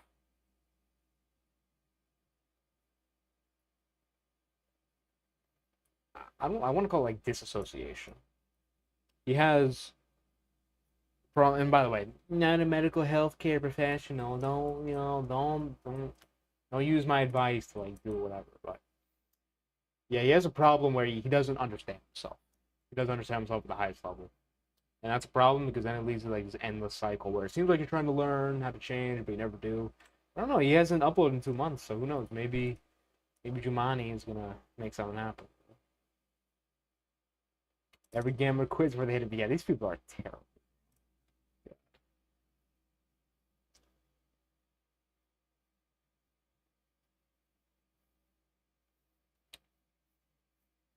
Yeah, he did. He did go. Yeah, he basically already did this. Jumani Gamblers Anonymous 2 months back. Nothing has changed with 2 pizzas.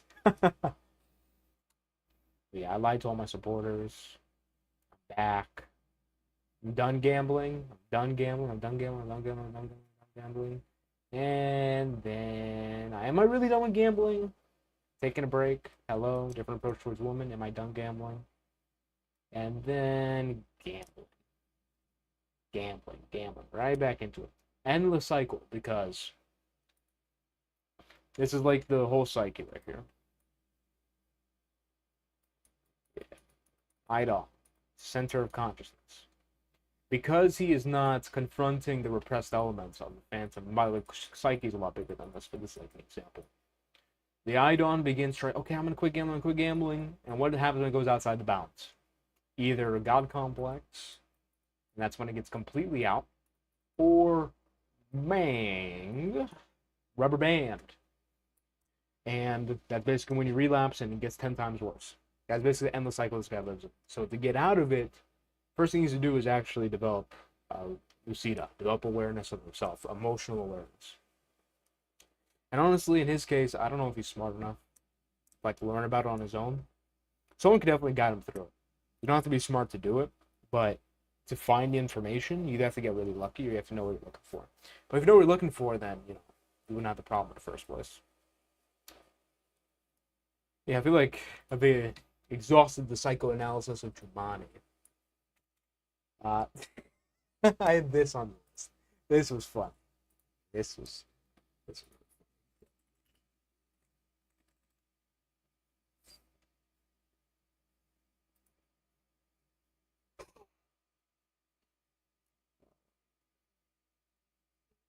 Is this the most recent one?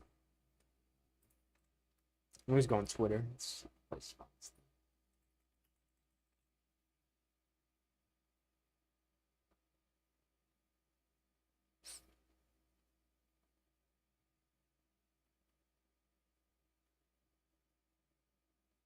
where's the video?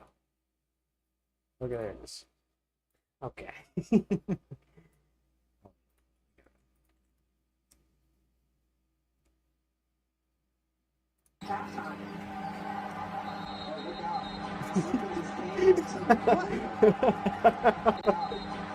Bro, these are throwing dildos, bro. This is the funniest thing. It's such a bad thing. It's so degenerate, but it's just so funny. They hit her in the hooter with it too. Where was he even thrown? I didn't even see it.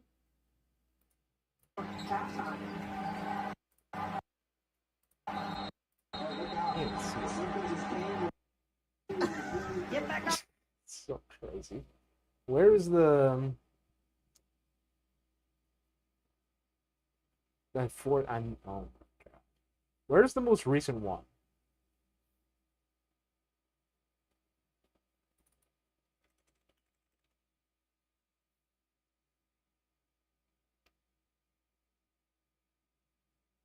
Okay, here it is. This is the most recent one.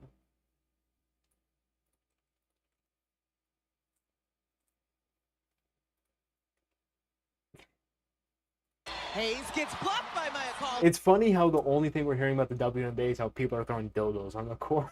Well, something flies on the court, actually, from the crowd. The officials will say they will continue play as that goes off the fingertips of the Valkyries. The block. But he's just the most recent one. Where activity? Really fun.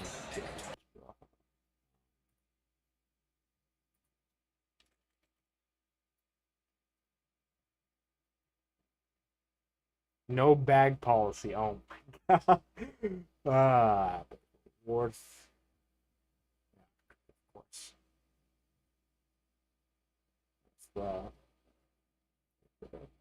So that was official dildo.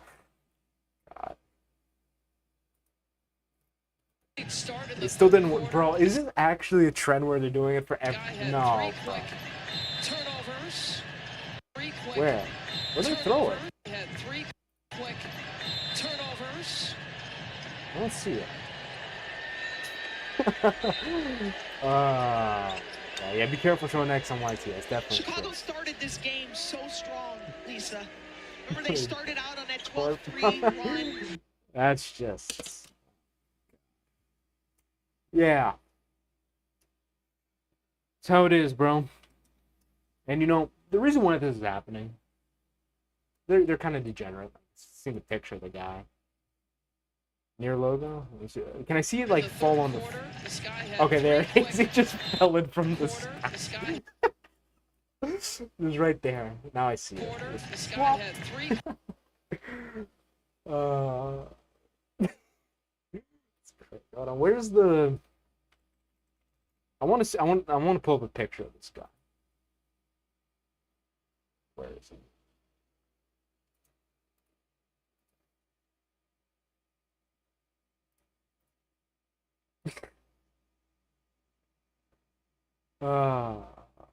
Okay, there it is. Let me let's open this.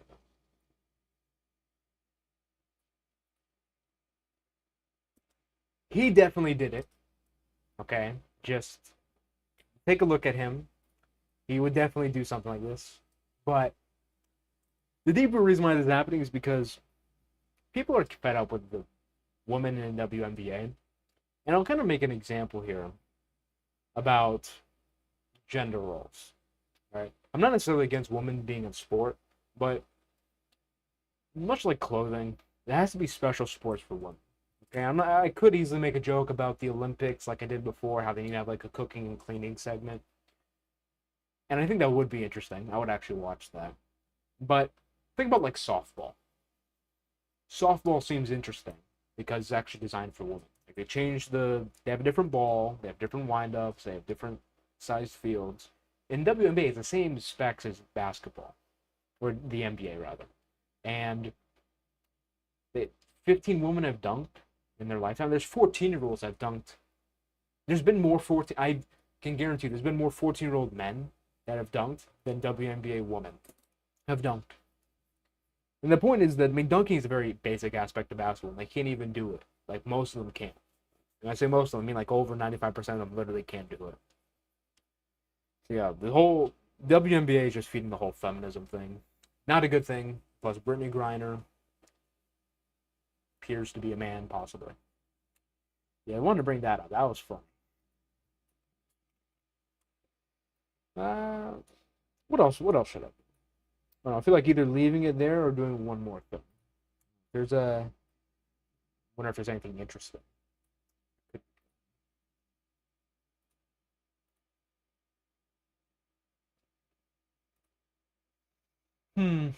What would be interesting? A few other videos here. Those are like too long. I feel like I'm only in for like a shorter one. I'm the only idiot guy here. Well, I mean, you think Christianity came from a country, literally. Like, the philosophical position is of a country. So, yeah, 6'8" person that can't dunk. That's just ridiculous. Even when you're an athlete. And you're an athlete. It's just insane. Yeah. You know, I mean, Wick. I mean, you could, actually right now, you could totally join the VC and call with me and then talk about your thing with Christianity. You want to take that offer? Exclamation point Discord. No American Dream thing. All men are incels. Actually, let's do that. All men are incels. Can't throw down with fine throwing it back on you. That's all men are incels. Talk a little about incels. Or any of that type of activity. Yeah, I mean, you realize most women, like, this is the whole thing. When I say, like, oh, well, women being in sports like this, it's unnatural. And everyone's like, that's so wrong to say. What percentage of MMA fighters that are women, and what percentage of WM players that are women are gay? Think about it. Anyways, back to this guy again. I'm Dr. Orion Terra. All men are incels. Better truth. Let's see. I kind of know. I think I know what he's going to say, but a lot of commentary to provide. And this is Psych Hacks, Better Living Through Psychology. And the topic of today's short talk is all men are incels. Obviously a provocative title, but I do think I can make a strong argument in its defense. Let's get to it. In case you've been living under a rock, incel is short for involuntarily celibate. Basically, an incel is a man who wants to have sex, but can't seem to find a willing participant. While I don't think the term was originally derogatory, it's definitely used as a pejorative today, especially by women. In fact, it seems as though every man women disagree with these days is either an incel or a misogynist. Or both, I suppose. They might... Okay, I was very critical of this guy in his performative versus essential masculinity video. Basically, everything he said in that video was retarded when you look at the assumptions made, but 50 seconds in, this guy has got my full stamp of approval so far. Not be mutually exclusive. In any case, it's generally not meant as a compliment. Now, leaving aside the wondrous coincidence that the only men who disagree with women happen to be hateful and or unattractive, I must admit that I find the use of this term, incel, absolutely baffling as an insult. And it really only takes a little bit of effort to understand why. While it's clearly the case that some men are more attractive than others, no man who has ever existed has been universally attractive to women at all times. I mean, even Greek mythology is full of stories of gods being turned down by mortal women. And this means that every man, irrespective of how handsome or famous or powerful or charming he might be, has been frustrated in his sexual desire at some point in his life. Okay. I mean, the thing is, in the propositional value of calling someone an incel is saying that even if they wanted some, they couldn't get it. And that's different from the proposition he's bringing up, which is attractive guy happens to be rejected by this one chick over here. The point is that, like, it's kind of a question of, would most women who are willing to sleep with a man sleep with you? It's kind of what the proposition is. I don't understand what the value of what he's saying is. I'll let him cook. By the way, no sex before marriage. even the most successful Casanovas don't bat 1,000 100% of the time. In fact, if there is a single experience that binds together all men of all cultures, it is having one's sexual interest rebuffed. And in that moment, that man is an incel. He wants to have sex, but he doesn't have a willing partner. Okay. While unattractive men might experience this more frequently, even the most attractive... Well, that's the point. They experience it very often. That's the whole point of the term.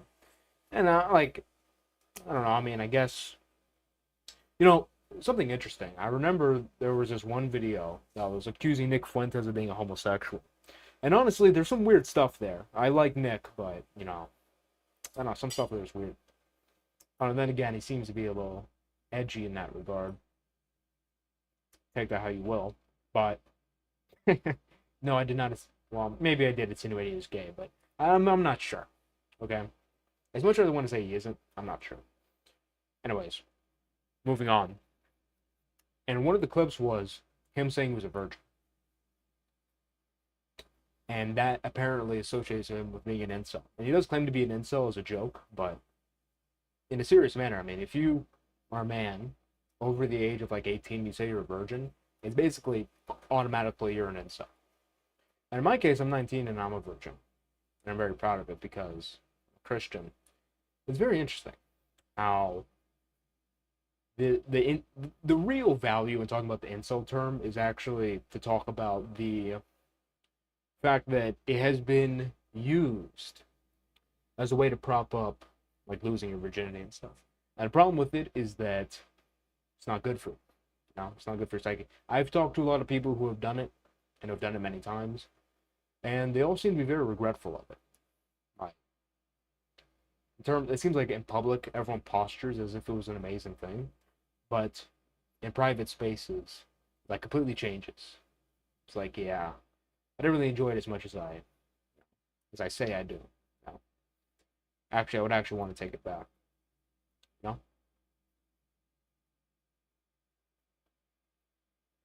Yeah, all human beings can be called incels with how he defines it, basically.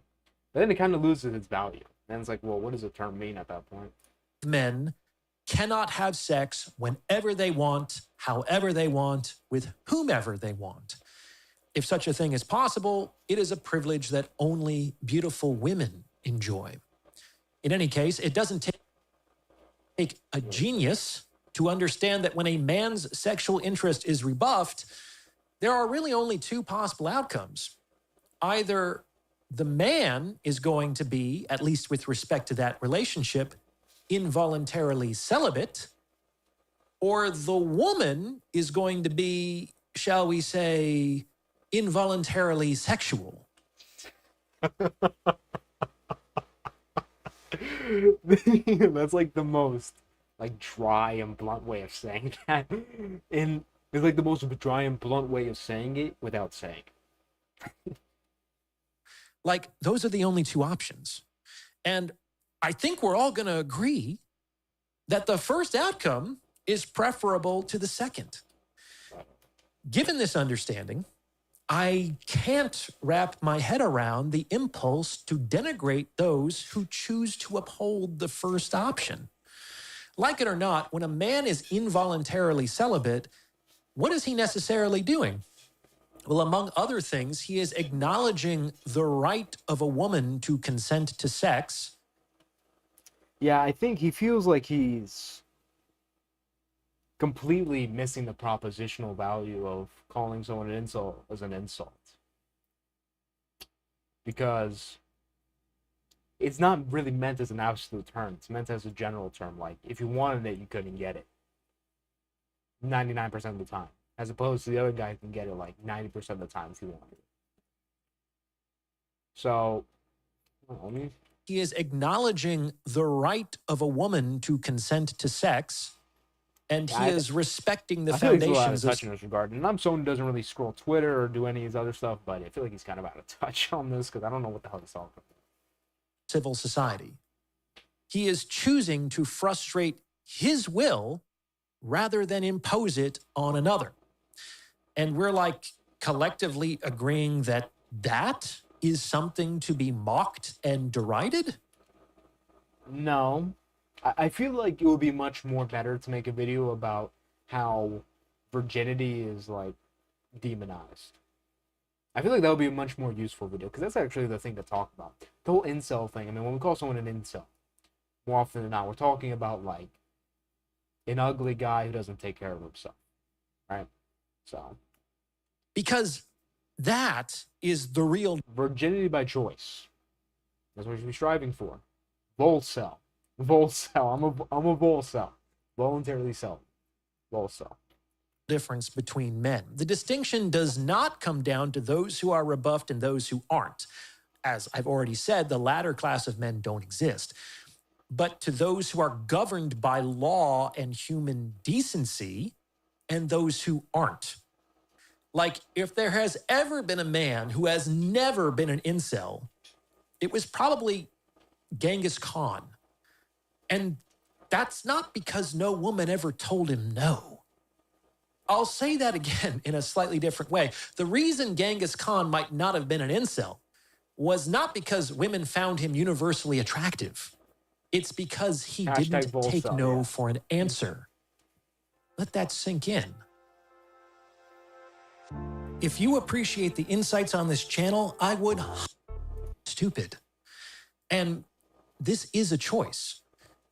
This isn't a topic that's very comfortable to discuss, but it is one that we benefit from remembering from time to time. Honestly, bro, this isn't good content. This is boring as hell. I'm not gonna lie, because I already made my whole point. Like, he's like bringing up, he's not even. I'm done. I'm surprised the video got 1.5 million views because of how, like, retarded it is. But, anyways. The only thing that's going to come for that is the coining of the term volcel. Coining the term officially. Hashtag volcel. I don't know. Doesn't mean stop. Just oh, God. I don't know. What else should I react to? I really want to get, like, one good, like, 20-minute section in and then call it.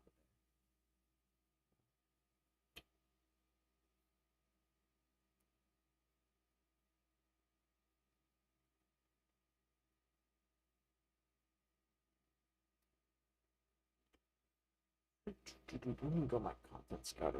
Maybe there's something on there.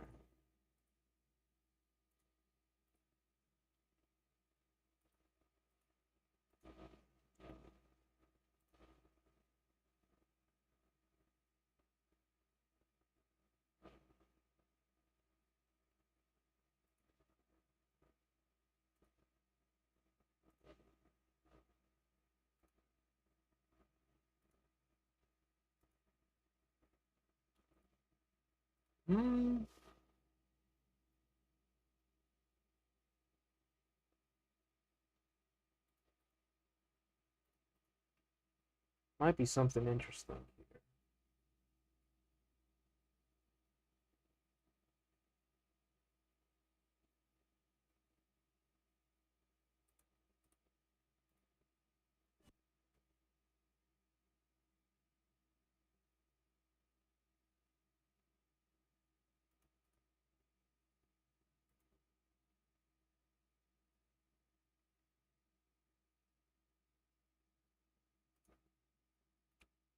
And no, it's not really interesting.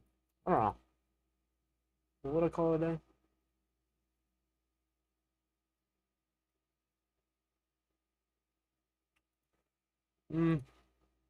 I don't know. First stream.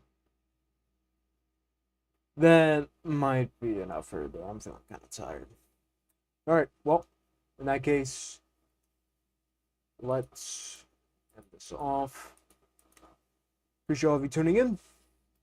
See you next one. Probably on Sunday. We'll see y'all. Get this outro going.